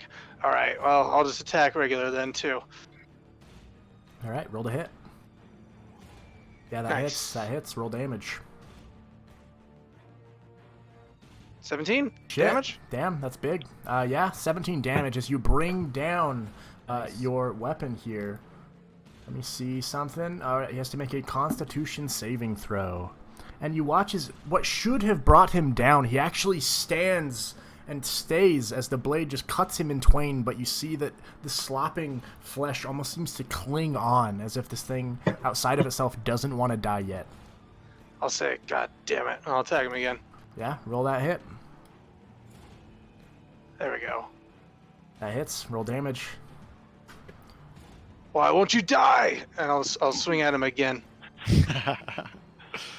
Yes. All right, yeah. 13 more with damage. that, he has to make another con save, and this time, yeah, as you do slash into it, it falls to the ground and just puddles into a mass of rot as it is dead. Phew. Thank God. Can we move diagonally through here? You would have to walk over his space, and I would say that his space is, fucking, what's the word? Difficult Rough terrain. terrain, yeah, difficult terrain, yeah. All right, I'm gonna try and go in and try and save Linguini from further damage. I'm gonna try and end up right. I don't need no saving. No, I did. I'm gonna navigate around and try and end up like this. Sure, yeah. You both approach, two of one mind, as mentioned earlier, just running in side by side in front of you, Linguini, pressing the attack against this creature. Is that your turn? That's it. Amazing Can turn. I- Good shit. What's up? Can I yell something to Valeera before he attacks? Sure, what are you yelling? I'm gonna say, 6 words or Hey. less.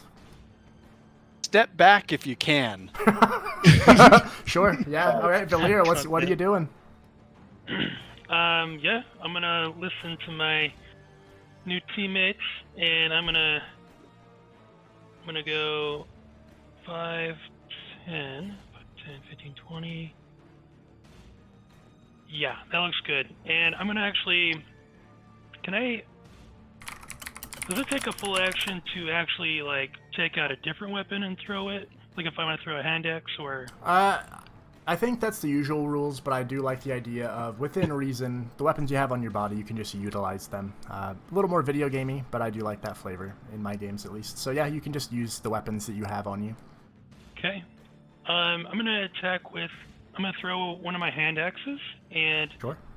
if it hits, then I'm going to add some psionic power to it. Sure, yeah. As you throw it, you wait to see. So roll the hit. So all of them are alive. I'm going to attack... Freak. These big boys have a lot of HP, right? Sure do. I'm going to attack the one directly in front of me. Sure. Roll the hit. Here we go. That's just damage. Wait. That's just damage. Sorry, one sec. You're fine. 11 to hit. Yeah, as you throw this hand axe, you watch as it just hits, but it's the hilt rather of the axe just kind of hits into it, and then it just falls to the ground, not taking any effect. All right. Then I guess what I'll do with my bonus action, I'm going to activate. No, that was an attack. So with I'll do a psionic shove again. So that's a DC 16 strength save on the same guy I just attacked. All right, he has to make a strength save. Let's see here. That's a 7 plus 4, which is 11. So he fails, I believe. Hell, cool. yeah, get pushed, bitch. Yeah, let's push him, directly backwards into the next skeleton. Yeah, I would actually say that would even, because he's so large, that would cause some damage. So roll a d6 for me. Oh, cool. Like fall damage, essentially, slamming into that other guy. They expanded on those rules a little bit. If you Oh, fall did on they? someone, they made it so it's like, oh, everybody has to make saves, and you take this much damage depending on how you fell. I don't know them, but they made them legit now. Yeah, hell yeah. Well, yeah, I've always liked to flavor it that way, so it's cool that they're actually doing that. So yeah, for now, 1d6 is it's about 10 feet of technical, pushing rather than falling, as he slams into that short bowman in the back, taking only a little bit of damage, but damage nonetheless. All right, is that your turn? What are you doing? Yes, that's all I got. Actually, no. I do have another hand axe. I'm throwing the sucker. Woo! Hell yeah. 17 this time. Yeah, 17 hits. Roll that damage. Cool. So we got 8 slashing, and I'm gonna do a psionic strike. Does it come up? Nice macro. Yeah, 6 damage. Yeah, as you propel that damage forward, or rather that attack forward, the psionic kind of... What does your psionic abilities look like? Are they invisible, or is there sort of like an energy to them? Yeah, I'm thinking that I'm gonna roll with this, pink energy look. Sure. So like, maybe the metal itself will start to glow white, and surrounding it is kind of like a pink energy. And Hell yeah. yeah. Yeah, as you throw it, you watch as the pink energy almost seems to kind of, as it encases this, seems to almost surge it forward and slams into it extra hard, really just digging into this creature. All right, is that your turn? That's it. All right, Zag with Sky on deck. Zag, what are you doing as you tell your friend to back up? You see these shambling creatures all around starting to advance. What are you doing? Still staring at Valeera, I take one step back myself. And I'm gonna cast Fireball. Oh shit! Right, Let's right go. here. Yeah. Oh, nice. Yeah. So I measured it out, I'm pretty sure correctly, so it should only be like this, right? It's 30. Is it 30 or 20 or? It's 20. 20-foot radius. Yeah. Yeah, I think it would hit everybody except for. I think that because it hits this guy in the doorway. Yeah, it's probably not gonna hit that. It would guy. hit this guy for sure. But So not yeah, him. That's a good hit. Yeah, a lot of dex saves Proper here. right there. So So that's that's a fail. That's a pass. Hell yeah. Shit. 20's a lot too. 20's a good one. Yeah. I'm seeing failures across the board here. Yep. One natural nice. 20 for one of the bowmen. And a 17. That's a DC 16. So yeah, the 2 bowmen actually are fine. The rest take the full brunt of this damage. You watch as this zombie man, the one that got hit by the ray before, tries to hold on, but he does not, as he just burns to a cinder as he just clambers to the ground. They still take half damage though, right? They Oh pass. yeah. The flames lick all around them, but some of them seem to hold fast, still being burnt. But that one in particular seems to really just die before you. Bitch. All right, is that your turn? Yeah, I'll take one step back too. All right, 'Cause I know Sky these boys with are moving. Linguini on deck. What are you doing, Sky? Alright, so I have I'm gonna cast a spell called Moonbeam. Alright. And that whole thing is in there. Sure. So it's a 5-foot radius, so I don't know how to do the ping thing, but Old mouse one. Yeah, if you at the top of It's the right bar here. on the left side, if you are in the like selection thing, the little arrow cursor icon, then you Yeah. can just click and hold the click, and then it will ping. okay. So yeah, I was just gonna cast it like right dead center between all of these guys. Sure. Okay. But that's- So when they start their turn there, they're taking Yeah. con saves and radiant damage. Exactly. Yeah. So it's a 2d10 on a failed or half as much on successful, but that'll be when they start their next turn. Sure. I can draw a circle here in a second too, but and then this guy here, I'm going to use my bonus action to again use that starry form archer. So that's 13 to hit. Yeah, as that arrow is loosed, it just seems to hit that thick layer of flesh and does not take. Alrighty. Well, that's fine. But yeah, it'll be that circle here. Yeah, those 4 have to do a con save when it's their turn. If I can fix it. I don't know. How do I delete these? I screw them up Let's see. inevitably. I looked it up somewhere. You can clear drawings if you hover over like the actual drawing icon, go. and then you can Fix just, it. yeah, there you go. Perfect. Alright, so yeah, it's those 4 Perfect. that will take that damage on their turn. All right, is that your turn? And yeah, that's fine. All right, Linguini, you hear all kinds of explosive spells, and you see this moonbeam start to just hum off in the distance as it seems to extend from the ceiling. What are you doing? You see your 2 friends also running past you, assailing the large creature in front of you. What are you doing on your turn? So I will move inside the room as well. This counts as double, right? Because it's difficult terrain. Yeah. So that'd be 10 feet to Okay. walk onto it, and then after that's regular.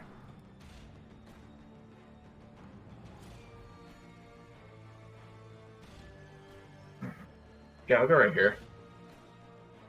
I think that's 40.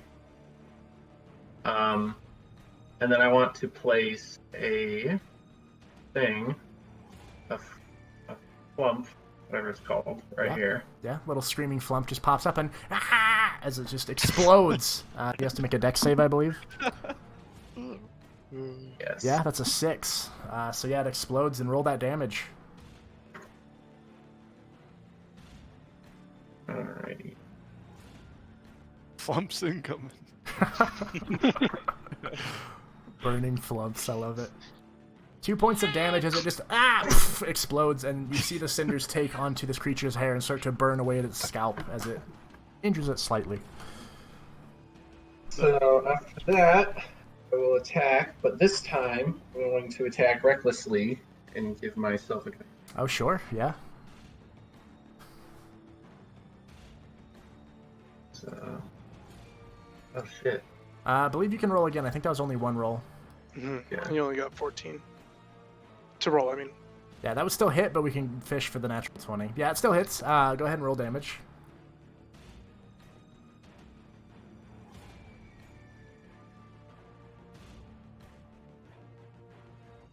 Yeah, 8 10 total. slashing. Yeah, as you bring down that axe, you cut into this thing, and it seems that you hurt it a lot, but it still seems to be standing. Okay, well I attack again, All right, roll to hit. and I have advantage. Right. Yep. Okay. ooh, Yeah. almost. Definitely hits.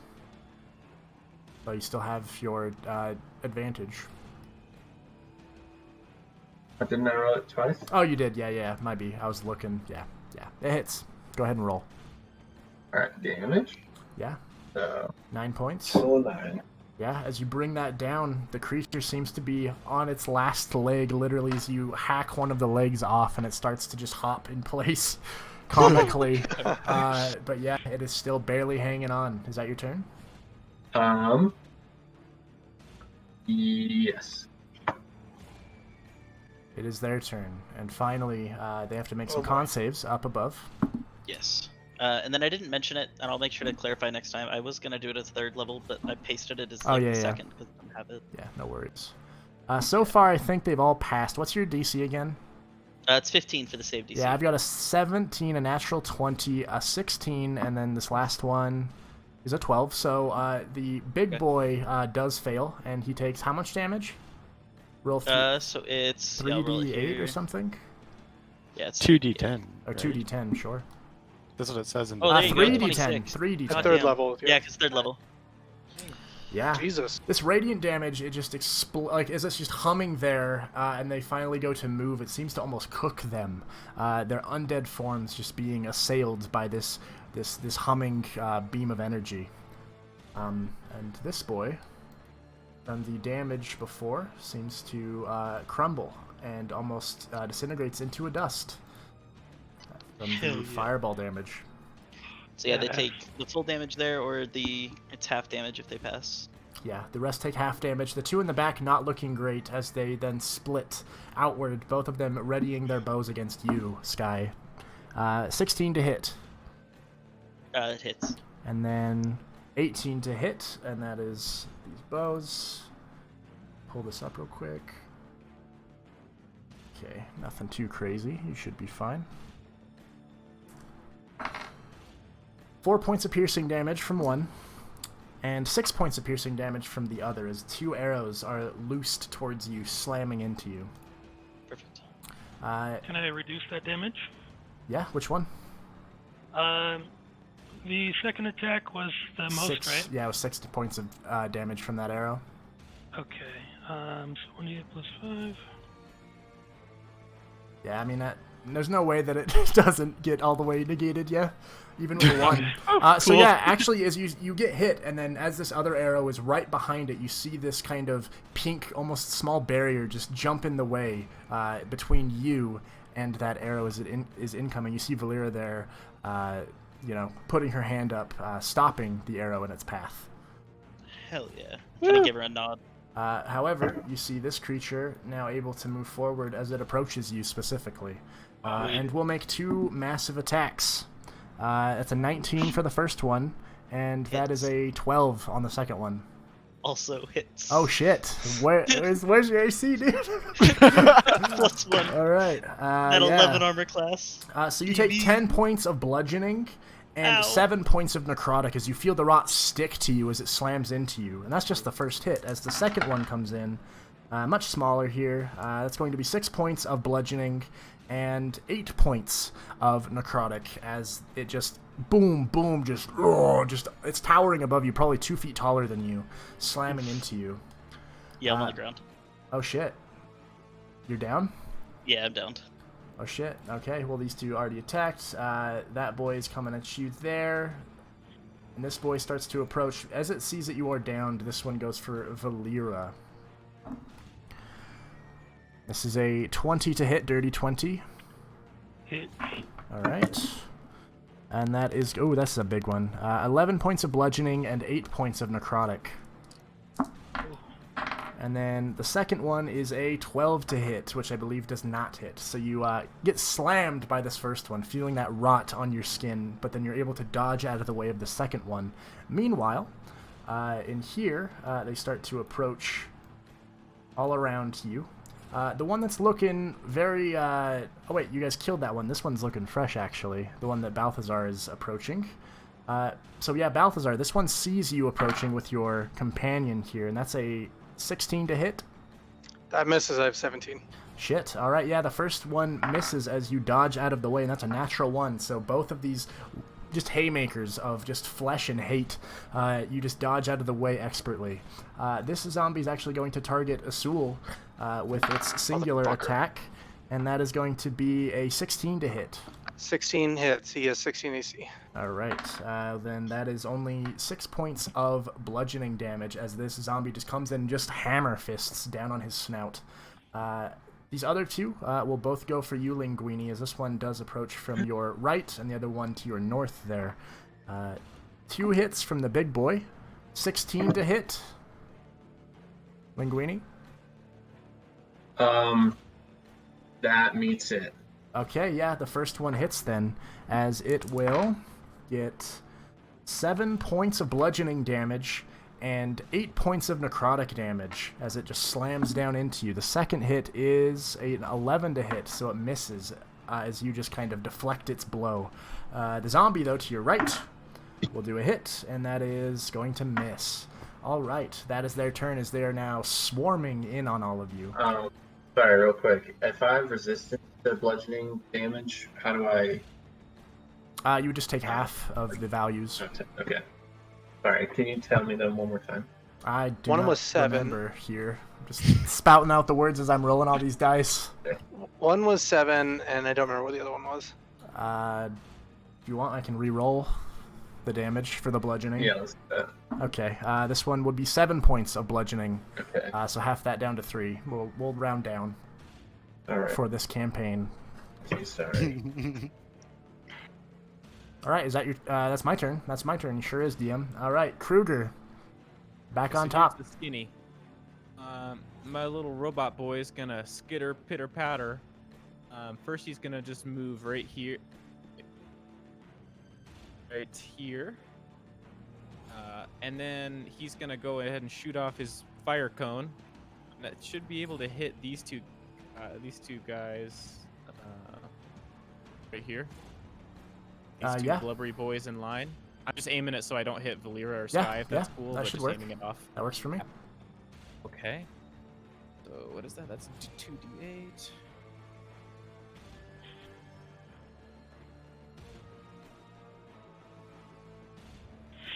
Does it Hey, hit 12. Olivandrin? Olivandrin No, shouldn't. wouldn't even mind, even if it did. He wouldn't even probably notice. So yeah, what's the I hit? rolled 12 damage. 12 damage. They have to make a save. Oh, I have to roll to hit. That's Yeah. Do I have to roll to hit? With I that? feel like if the flamethrower in a cone has to be a save, right? Yeah. What artificer are you? That's not the battlesmith. It's the Oh gunner. yeah. Okay, so. Yeah. So, okay, Artillerist. Dex. It says half that on. Yeah, DC 15. Yeah, Dex save. Sure. Okay. That's a failure on the closest one, and yeah, both fail as they are just focused so that's- on Valeera and Sky. Would it re-roll damage then? Yeah. Okay.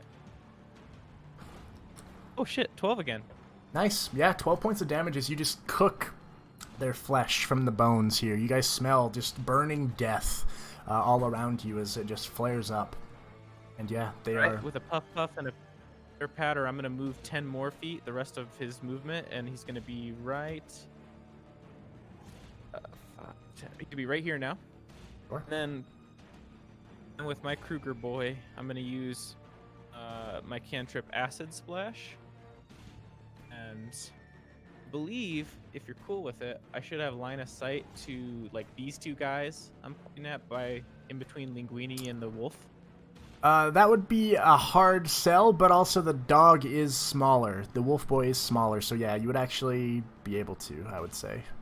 Okay. Sure. It just says choose two creatures I can see within range. Yeah, one or yeah, two. that works for me. Okay, cool. Well, I actually whip around it's away from everyone, and like under my jacket, I'm like, you see lights going off and everything, and I come back and I have like a coffee machine. And instead, it shoots out acid into a vial, and then I just kind of hurl it at him. Yeah, is it a roll to hit or is it a DC? It's a dexterity save. 15. Alright, that's a fail for the big boy.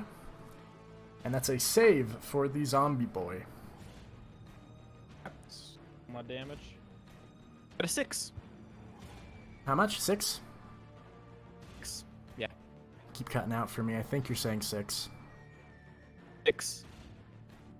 Yes, 6. 6. Okay, yeah. 6 points of damage as the acid kind of splashes on the one in the front. Only a little bit kind of able to just get past the mass that creature is, as you a different smell of, instead of cooking, it's more of a kind of chemical burning on this dark flesh as it corrodes into it. Is that your turn? I'm gonna go ahead and move. Sure. I'm just gonna move right here, and that's my turn. All right, Balthazar, what are you doing? Great. I will. Let's see here. Okay, step 1. I'm going to attack that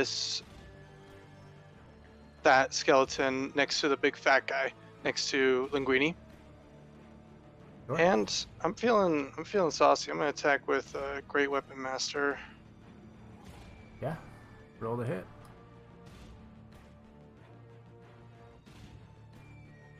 Kill him. Oh, nice.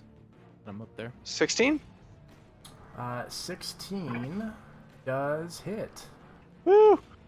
I'm not going to use my favorite foe. I'm just gonna do the regular old hit. 23 slashing damage.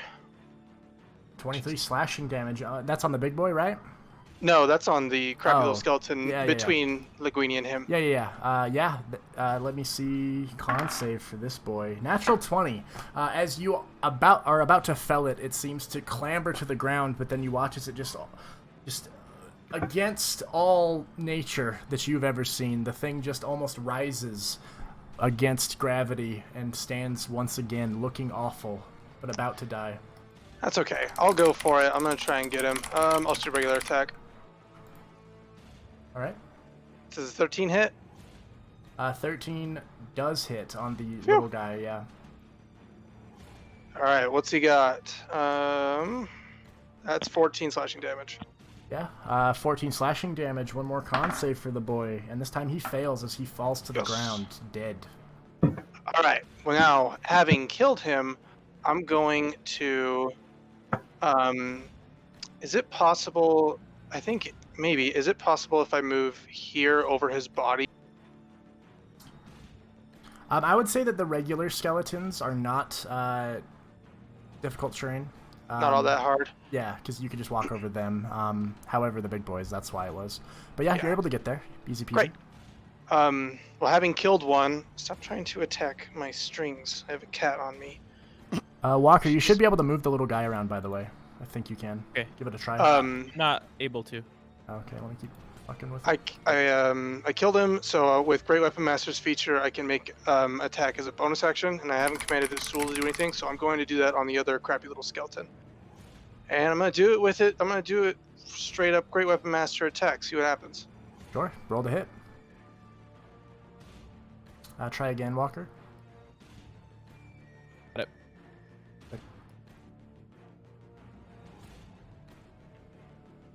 it. Does a 12 hit? 12 barely misses, actually, Ooh, as that's the okay. thing just kind of sways out of the way as it's kind of lunging towards the dog. That's fine. That's my Absolutely. turn. I did everything I could. Yeah, no, you dropped a boy down. All right, Valeera with Zag on deck. What are you doing?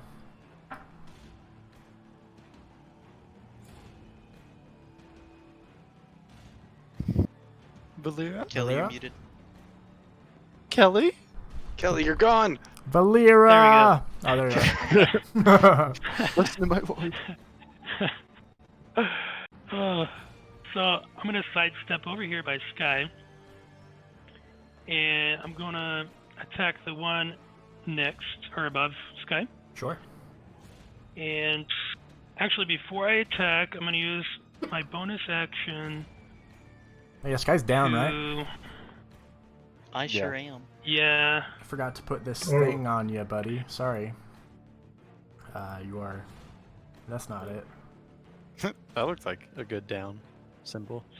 Yeah, I guess that works. I think it's prone, but we'll just use for both.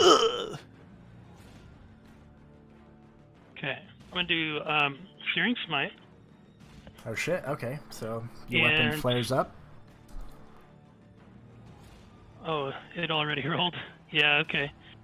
So, I just flare it up real quick, and then I'm going to go in for my first attack. Sure. 18 hits. 18. 18 hits for sure. Yeah, so And that is... I'm going to use Psionic Strike as well. Oh, damn. Yeah, so that's 18, 24 points of damage as you slam into this creature with both fire and psionic energy pushing into it. It's not looking good. Yeah, you create a massive hole as your weapon almost cuts through to the other side of this large body. Cool. And then one more just attack, I guess. Sure. Yeah.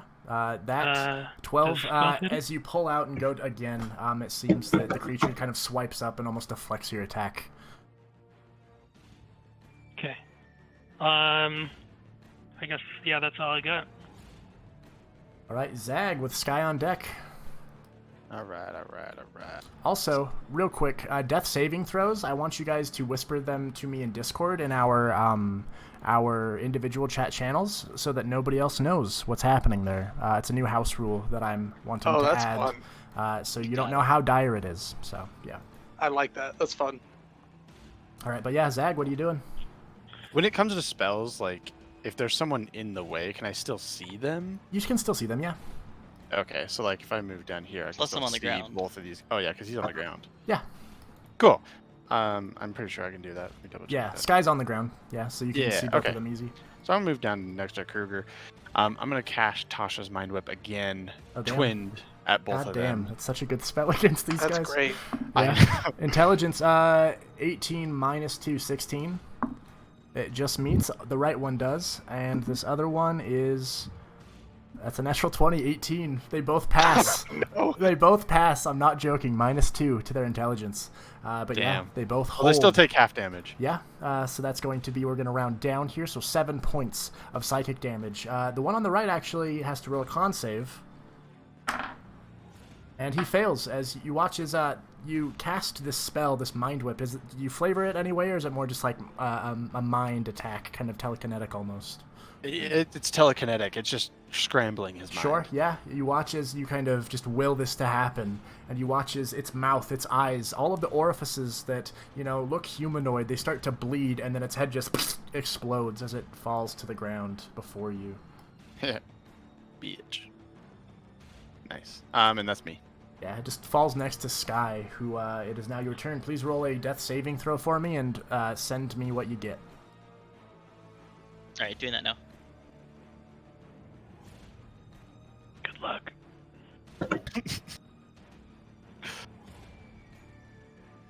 And then with that, Linguini, what are you doing? Oh shit. All right. Cast in the flump right there. All right, yeah, it pops up and explodes. He'll make a dexterity saving throw, and he fails a natural 2. So roll that d6. Rolling a 4. Fuck. Damn. That's good. Yeah, 4 points of damage, above average, as it just explodes and the flames lick against its back. And now I will attack it recklessly again. Where's my attack at? There we go. That hits. Roll damage. Okay. What if it hits more, Calvin? Oh, What if it hits more? Don't worry. Yeah, 13 points of damage. 15 total. Yeah, 15 points as you bring it down, that explosion behind it as it kind of looks back, and then you cleave into its front. And yeah, the searing pain as it just lets out a bellow. But yeah, got another hit. Okay, so I have a dumbass question. With Great Weapon Master, do I get an extra attack as a bonus action now, or is that only on my last attack? If you kill something, I no, believe. if you kill something or you get a critical hit, then if you haven't used your bonus action, which I think you did with for the flump. Okay, I did. I see. Okay, that's right. I was getting. From there, I'll move here, and attack this guy. All right, he gets an attack of opportunity as you run away. 18 to hit. Oh wait, I didn't kill him? Nope. Oh my god! Okay, well, I almost could have done that. So yeah, that's a lot of damage. That's 10 points of bludgeoning and No! 10 points of necrotic as he just slams down as you try to get away. So 15 points of damage. Now I'm dead for sure. Damn it. Are you down? Are you on the ground? Yeah. Okay, Just so me yeah, and these fucking dudes. so you're actually here and you get slammed down to the ground. Fuck. Oh Christ. Dang it. Can I see him from where I'm at? No, I would say not, because there's a big shambly wall. boy and a bunch of little critters crittering away. But yeah, Crippling. Oh god, I thought I just killed him. That's why I asked. yeah, no, you cleaved Sorry, into him, but Linguini. he's still up. That boy has not been hit very much. All right, it is now their turn. Oh boy, I'm gonna fucking die. Yeah, you are on either side as one was slamming into your pup. They turn towards you, Balthazar. That's a 14 to hit from the zombie. Misses. 19 plus, yeah, so that's 23 to definitely hit, hits. and dirty 20 from this Ah, other guy as shit. he slams into you twice. That's going to be 15 points of, no, rather 10 points of bludgeoning and 5 points of necrotic. And then, oh, that's ones. So 10 points of damage, 5 bludgeoning, 5 necrotic, as it slams into you from the right side there. Valeera, this one will post up, and these two will move forward here as they loose their short bows at you, specifically. And that's going to be an 18 to hit with a short bow, and a 9 to hit with a short bow. So it's meet or beat, right? Yeah, if armor it meets class? it, then yeah, that hits. Okay, yeah. Then Five- at least one. That first one does. Yeah, 5 points of piercing from this boy as he will shoot and then take another step forward here. And then the guy to your left will slam into you with a massive grunt. And that is 16 to hit. I believe that misses. Mm-hmm. And a 17 to hit, and I believe that misses as well. Correct. All right, yeah, he misses as he just swings God. wide these haymakers, unable to take you down. And yeah, I believe. Oh wait, there's still a boy here, as well, between Asul, who has not attacked, and he will actually attack Asul here. Didn't he attack? So wait, do this- the big guys get 2 They attacks? get 2 attacks each. Yes. Okay. This guy attacked you, the one I'm moving. Okay, that makes sense. So this one has not, and this one is the one that's looking pretty rough. But he will attack Asul, and that's a miss because that's 8. And then that is a 22 to hit, so that hits. Oh, that one will hit. So that is not much. It's going to be 6 points of bludgeoning and 8 points of necrotic against Asul as it just slams down on him, and that is their turn. Back to the top, Kruger. You see Sky fall, and then great movie, and then you also hear Linguini crumple to the ground. What are you doing? Okay, I think I'm gonna move my little robot boy 5 feet over here, and he's gonna take a swing at.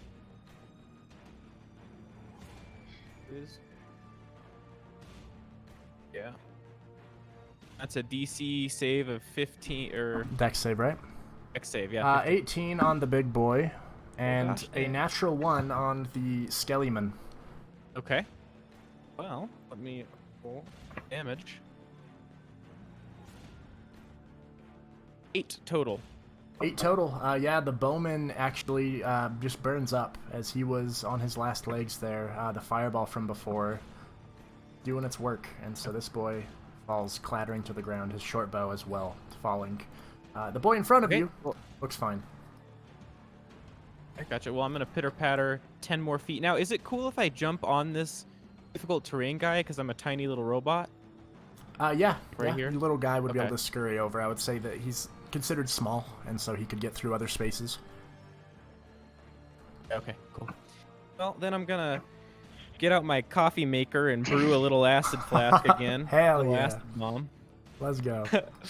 And I'm gonna whip that out, and that is a Dex save of 15 as well. And I'm aiming for these 2 guys right here.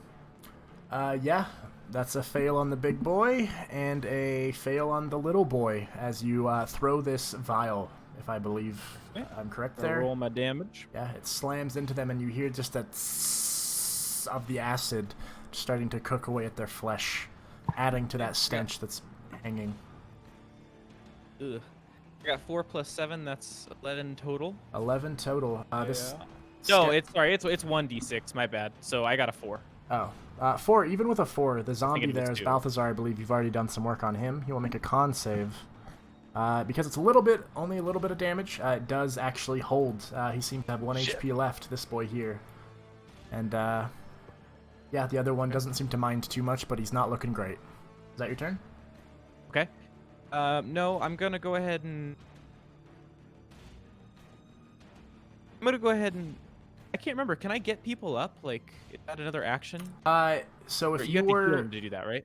so you could try to stabilize somebody who is down by making a medicine check. Is that's an action, right? That is an action. So I believe you cast a spell. Yeah, sorry to use that. Okay.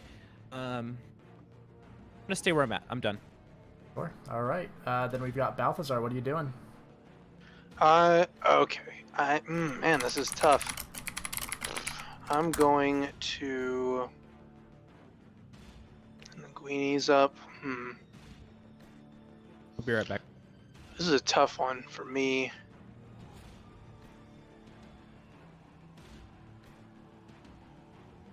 Yeah, I'm gonna plan for success. I'm gonna attack the... Oh wait, that's a bad plan. That's okay. I'm gonna attack the skeleton who almost just died regularly. Sure. 17? 17 hits, roll damage. Okay, we'll just do a regular hit. 10. Yeah, as it makes its con save, it gets a natural 2. And so as you bring down your sword, it just cuts it in twain. Bits of flesh and bone just spraying all over the wall behind it. Good. Yeah. I kind of have to do it, so I'm going to use my bonus action, and I'm going to cast Healing Spirit on myself. Okay. In my own square, I mean. Right. So, let me actually... Oh, I can do this. Cool. That's easy. So, it does 6... Great, and that can heal 1 plus my spellcasting modifier, which is 5 times total. So there's my first time. Right. I get a little bit of life back because I, am in that creature space for the first time on a turn. Right. Okay, let me do that. That's nice. And then I'll use my final attack on this guy to my left, the one who killed Linguini there. Okay. Yeah. And you know what? We're in dire straits. I'm gonna attack him with Great Weapon Master. Sure. God damn it! Why don't I have that? Yeah, the one on your left is looking a bit more ample than the one to your bottom right there, but it might draw his ire versus him slamming down into Linguini. We'll do our best. All right, Great Weapon Master, go. See if you hit. Oh. Oof, yeah, natural 1. As you go for it, he seems to just be looking down at Linguini and almost bends forward as you slash horizontally. Oof. Well, I think that's my turn then. I'm going to have Usul take the dodge action. I think they do that automatically if I don't command them to do anything. Yeah, they do. Correct. Okay, so he's a little bit harder to hit, and that's all I can do. I'm not going to move around anymore now that I'm in my special spirit. All right, then that brings us to Valeera. You see a Sky to your left, or your right on the ground, the big boy to your left, not looking great. What are you doing? Let's see. So, quick question. So on the medicine check and to stabilize a creature, do you just roll a medicine check? Or wait, so is that 2 actions? That's just your action. You roll a medicine check as your action to stabilize them, and you have to beat a 10 wisdom medicine check. Or else, if you get 9 or below, it fails. Like this, Gene. Yeah. How many How many rounds has it been since he's been down? It's been a round. Okay. Shit. Just roll a Alright. 17. Yeah, I'm gonna roll. I'm gonna try to save his life. Yeah, you see him on the ground as this thing's looming over you. You turn and try to bring him from the brink. Let's see what you get.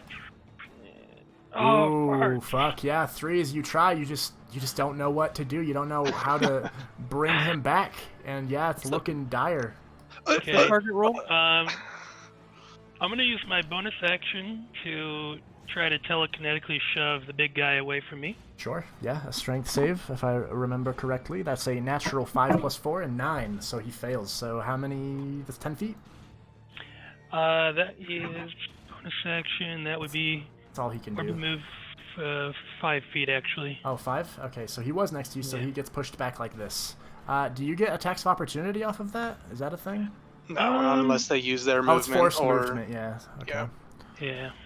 Can really. Which is why Dissonant Whispers is my favorite bard spell. Anyway, Oh yeah. yes. What's Hell the yeah. target roll for picking someone up? 10 medicine check. I'm going to. Oh shit. What is it called? Don't know. How do I Action surge. What? Action surge.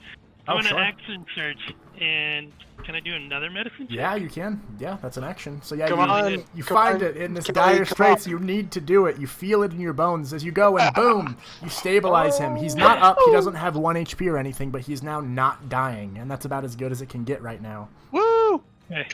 So yeah, no death saving rolls here anymore, as you see Sky just breathing softly now, still battered and Nice. broken. But yeah, good. All right, he's up. He is not dead, at the very least. Very close, but not. All right, Breathe. yeah. Valeera, is that your turn, or you want to move at all? I'm gonna stay where I'm at to protect Sky. Perfection. All right then, Zag, what do you do? And you see as Valeera just tries time and time again, and eventually is able to make Sky just not dead, though not yeah. alive completely here. What are you doing? Can I see this guy from where I'm at? Do I? Yeah, there's 2 small boys there, so I'd say that you could see the hulking monstrosity through the doorway. Dope as hell. Dire circumstances. Let's see here. I'm gonna sacrifice one of my spell slots for a sorcery point, so I can do that Hell double yeah. Tasha Mind Whip again. God damn, that's so good. All right. Yeah. On both of these guys. Let's see, that's a 15, It's and 16. that's a 12. So yeah, both fail. Hell yeah! And let me actually do it now. Damn, what a combo. That's good Oof. shit. Ooh, Holy shit. damn, son. Damn. All right, yeah, no, this guy actually, let me make a con save for this That's guy. almost max damage right there. Natural 20 on this guy for his con save, so he stays up with 1 hit point. But this boy over here, that actually would take him out as well, and he crumbles. This boy just crumbles, his head explodes again, much like the other one that you got. Yeah, now the only boys up are the 3, 2 big boys in the room, and the 1 skeleton up by Olivandrin. Yeah, and the one big boy I hit right here, he Yeah. can't attack his dick. Well, he He can can choose action. one of the 3 Yeah. action economy things he can do. And he has Yeah, 1 yeah. HP. He looks awful. His brain, like his skull like split open, and you can like see this like brain kind of like pumping, almost like a heart in his head. But Hell he is yeah. not dead yet. I wonder what action he'll choose. Yes. I wish it was. Obviously, he's just gonna move. There is an option. All right. Is that your turn, Zag? That will be it. All right, I'll Sky. chill right there. You are at 0 hit points, so you don't have to roll a death save, but you are just currently out of the combat. Now it is Linguini. Roll me a death save and whisper it to me in the Discord. Okay. Every time I look at that goddamn picture you posted, Cody, that's what I think of the flump, and it's With hilarious. the D20, yeah? Yeah, roll a d20 for me, and then send me what you get.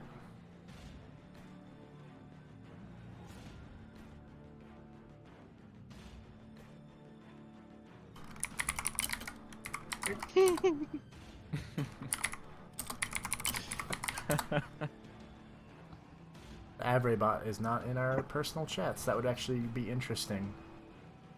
Alright, good to know. Alright, it is now their turn. The one on its last limb there will see Usul assaulting it. And natural 20 hits. Oof. With disadvantage? It has disadvantage. Oh yeah, you're right. All right, I forgot about that. Thank you for the reminder. That is a 14 to hit, which I believe does not hit.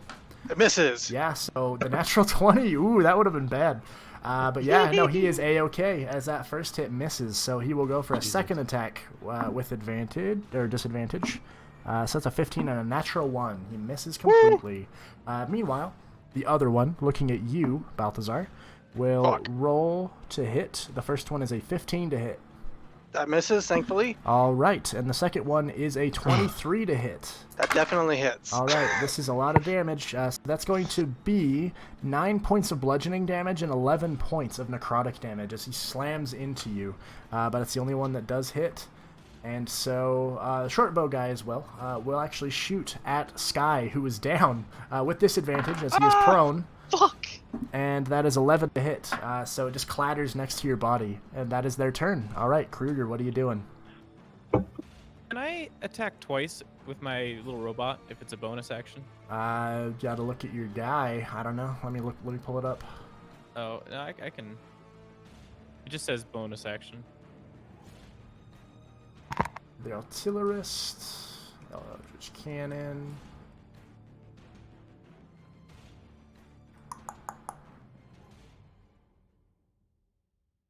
I didn't find anything on special rules, but I think it's just a flamethrower type where it just does the 2d8 fire damage in a cone.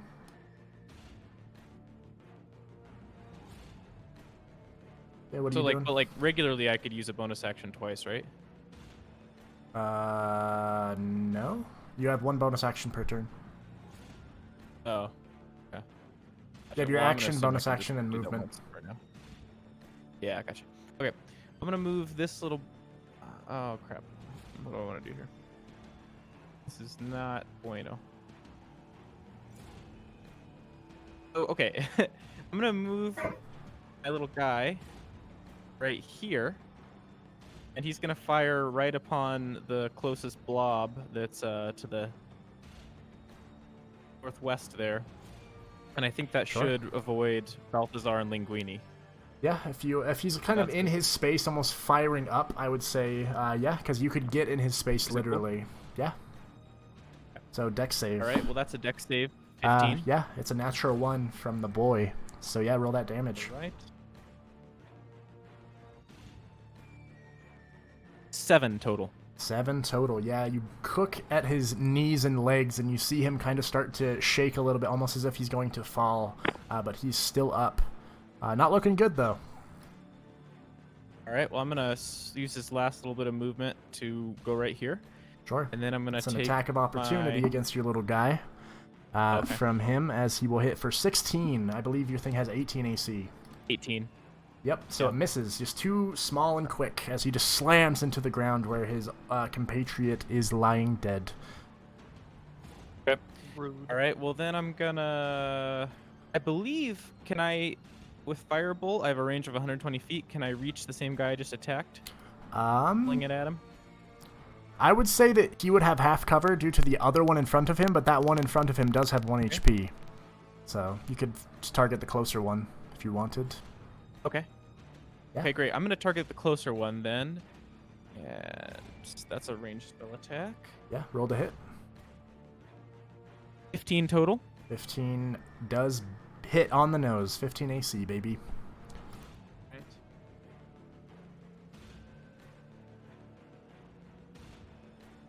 And I got 6 damage total. 6 damage. He will make a con save. And he crumbles as this firebolt smacks into him. It goes through, kind of almost just clearing past your head, Balthazar, as you just hear it slop onto the ground. Nice. Okay, and then for my last bit of action, I'm gonna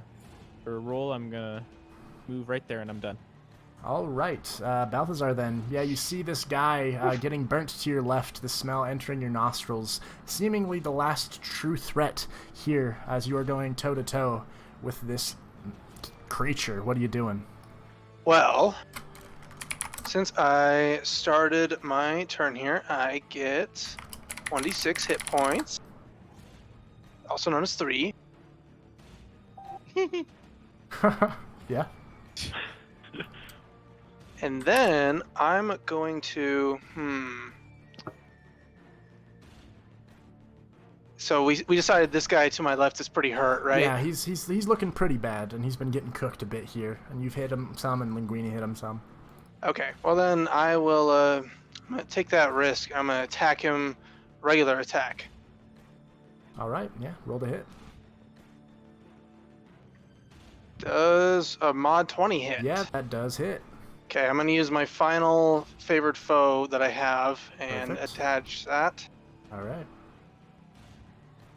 Great, ones, bunch of ones. Oh 10, my God. 10 slashing damage. 10. Yeah. As you slam into him, he looks like he's on the brink, but he's still standing. But he's super not on the brink. That's fine. He's still standing.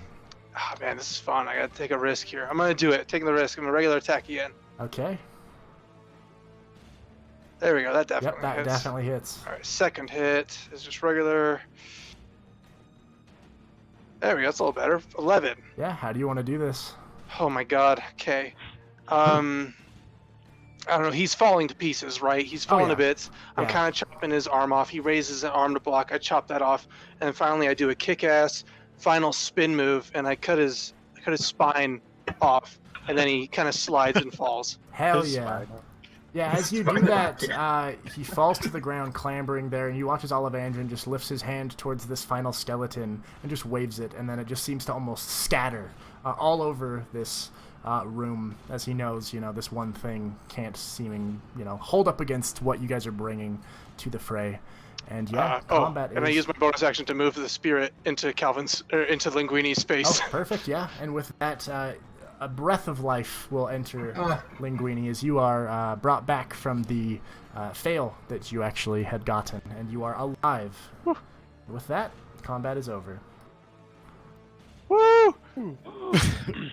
That's some gnarly shit. So am I just at 1 HP or what? Let me roll for it. You get 2.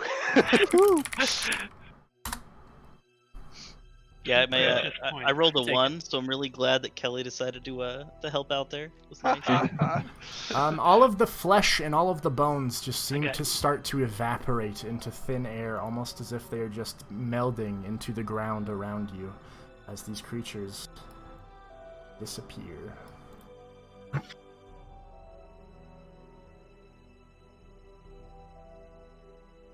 What are you guys doing? Oh my goodness. Yell at Olivandrin and be like, so did we gonna- pass? I'm gonna call out for help. Like, Sky sleeping. needs help. He's down. Oh yeah, Well, that is first priority. He's stable, but he needs heal points. I'll move my spirit over him. The spirit, it says, okay, the spirit looks like a transparent beast of my choice. I want to make it a fun little like ferret weasel, like a really Sure. spirity weasel who's kind of just clambering around as weasels do all over the person to heal him. Yeah, it just kind of wiggles over to you, Linguini, and kind of wraps up into your chest, and you feel that healing magic as it kind of pulses a couple times, and you take, the healing over time that it does provide. I go up to Olivandrin. I'm like, dude, what the hell? He just kind of leaning against the wall, just looks at you and, well, you gotta understand that I can't just have any old, random folk coming up in here and working for me. There's all kinds of students that want to be doing stuff for me, but I need the best of the best. And listen here, I see the lot of you, and I like what I see. Things got dire there, but most probably would have died. Now, don't worry, I would have brought you back and not like them. However, again, I like what I see. So, hopefully this didn't put any bad tastes in your mouth, because otherwise I would like to offer you a little, internship, as it were, if that works for the lot of you. What say everyone? I would love that. Of course. Count me in. Perfection. Well, Yes. I know you all have plenty of questions there, and I do apologize if, oh, here. And he starts to prestidigitate the rot off of the lot of you as he continues talking, kind of just walking from each of you, kind of cleaning your arms and heads and the blood and all the rot, just getting it off of you. Now, you see here, what we do in the Elder Starcanum is this. We find relics, ancient, forgotten, bring them back, and put them in their rightful place. Or, we right the wrongs of the world. And with that, as you assist me in such things, I will be able to assist you in what you're looking for. And perhaps along the way, you'll find the answers you seek anyhow. I don't think I'll be able to assist you, Valeera, with your fear of water, but otherwise, the rest of you, I can put a little coin in your pocket, I can put some fancy swords and shields in your arms, but, come back with me into my office, if you would, as he starts to walk back up the steps, and goes up, up, up.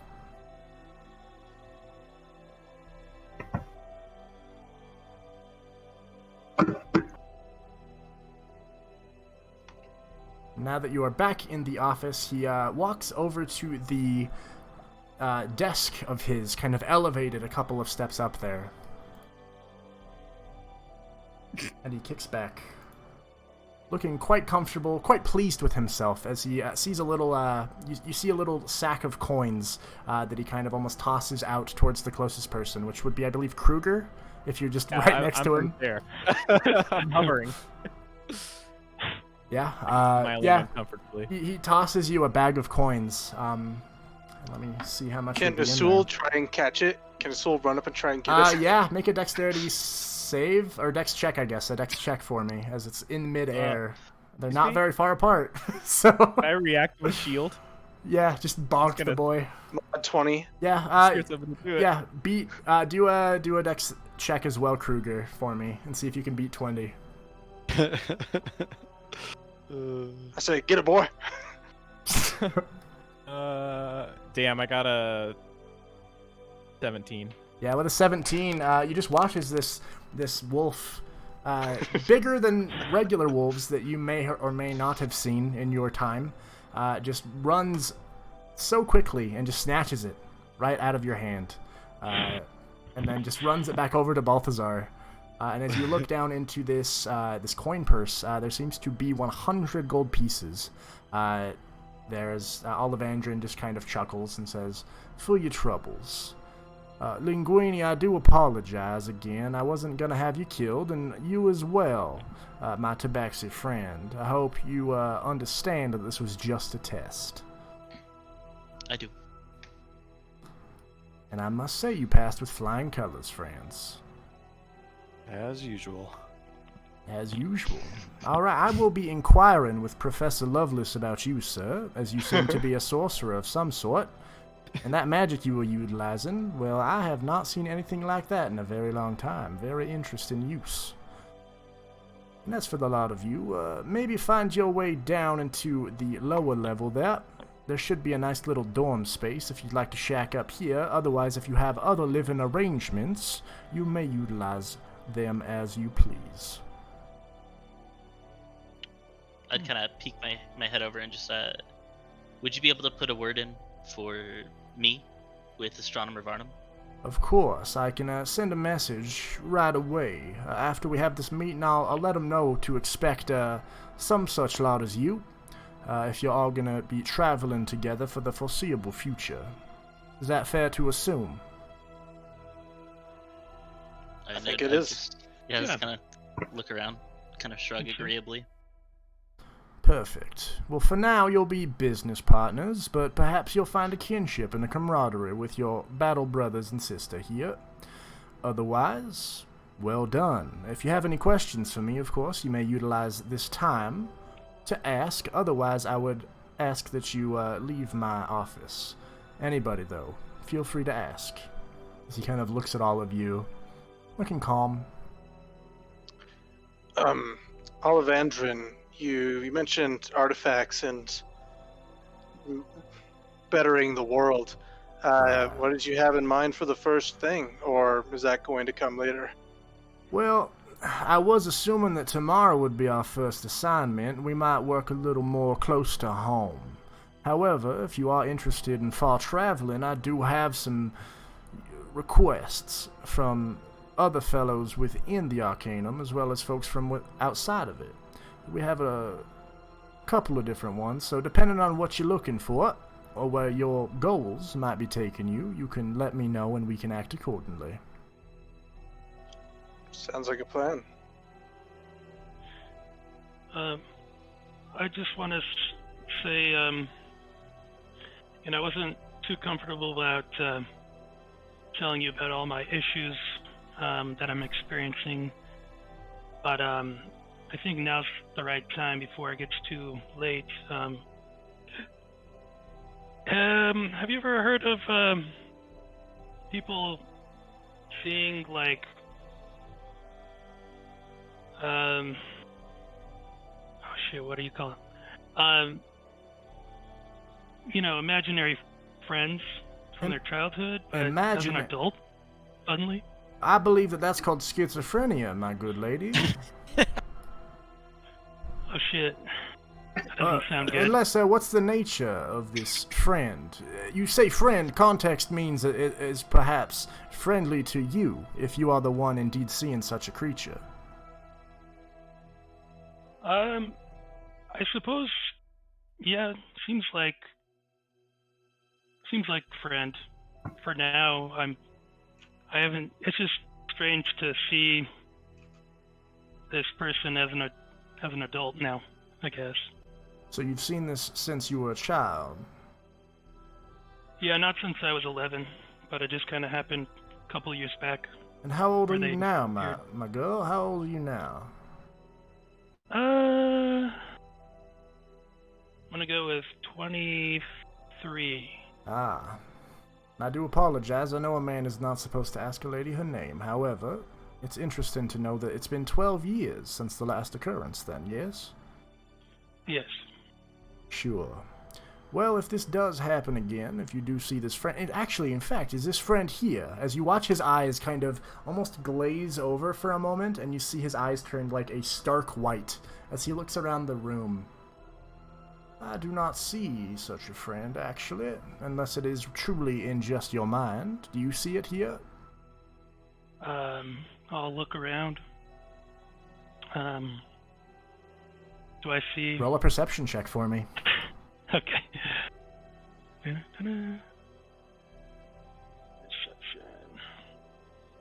Yeah, with a 5, as you look around the room over your shoulders, you don't see anything aside from your friends and Olivandrin. I'll just shake my head. Doesn't seem like it.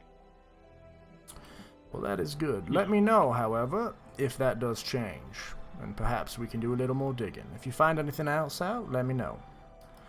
But for now, friends, any other questions for me? Otherwise, I do believe it's getting a little late here.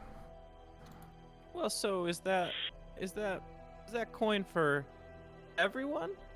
You can split it amongst yourselves how you choose. 100 for all of you. I believe that's a nice little thing to say sorry for what just happened. And he smiles, Okay. big, and you see the two canines, very peculiar, like very fine points. They come down to shining in the dim light that seems to be coming just from the room itself. I smile back super, uncomfortably. Yeah. He just kind of nods towards you. Anything else, my good friends?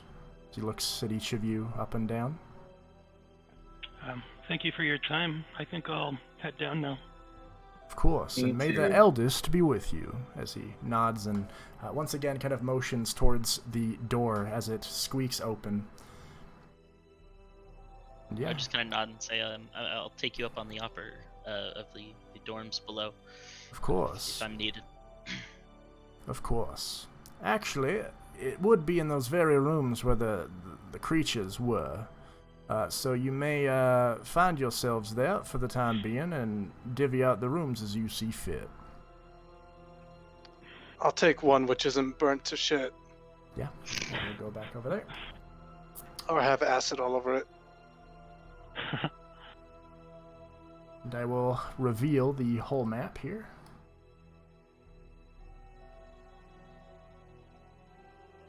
Oh, great. We get to sleep with the rot. Oh. I know he cleaned it, Dibs. but it doesn't feel clean. We're already in the room. Sorry. I clicked it, man. What's up, Yeah, Balthazar? as you kind of move Zag. around and go into these different rooms, you see that they perhaps once were maybe study rooms, maybe once were, you know, places where classes might have been taught, but it seems that with whatever is happening now, in this partnership you find yourselves in with Olivandrin, that they have been cleared out, and all that really remains are the scatterings of old parchment, these coffins that line the walls that have clambered open, and that rot that is there. But you do see it slowly kind of almost just dissipating into the ground itself, and the smell, the air seems to start getting fresher within moments. And slowly but surely, within the next 2 minutes or so, it is as if there was no, you know, dead bodies anywhere here at all.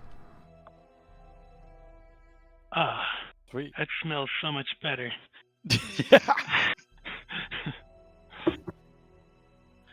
I'm gonna lay a match too, just because it's all I got, you know, just to like clear out the rest of the smell. Or a torch, maybe. I'm gonna set up all my tools all around. While we're down like, here, I immediately. have, I can just cast Detect Magic at will. So just in like our little living space down here, I just kind of like wander around and nod to people, but I wanted to kind of take a lap around the place and just detect magic.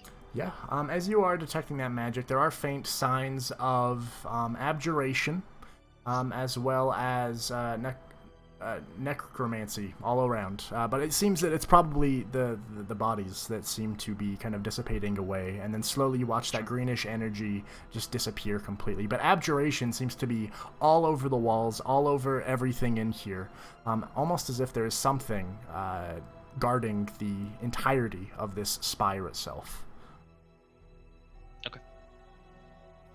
I want to look over at Linguini in our room, and I want to say, want to eat some fun berries with me?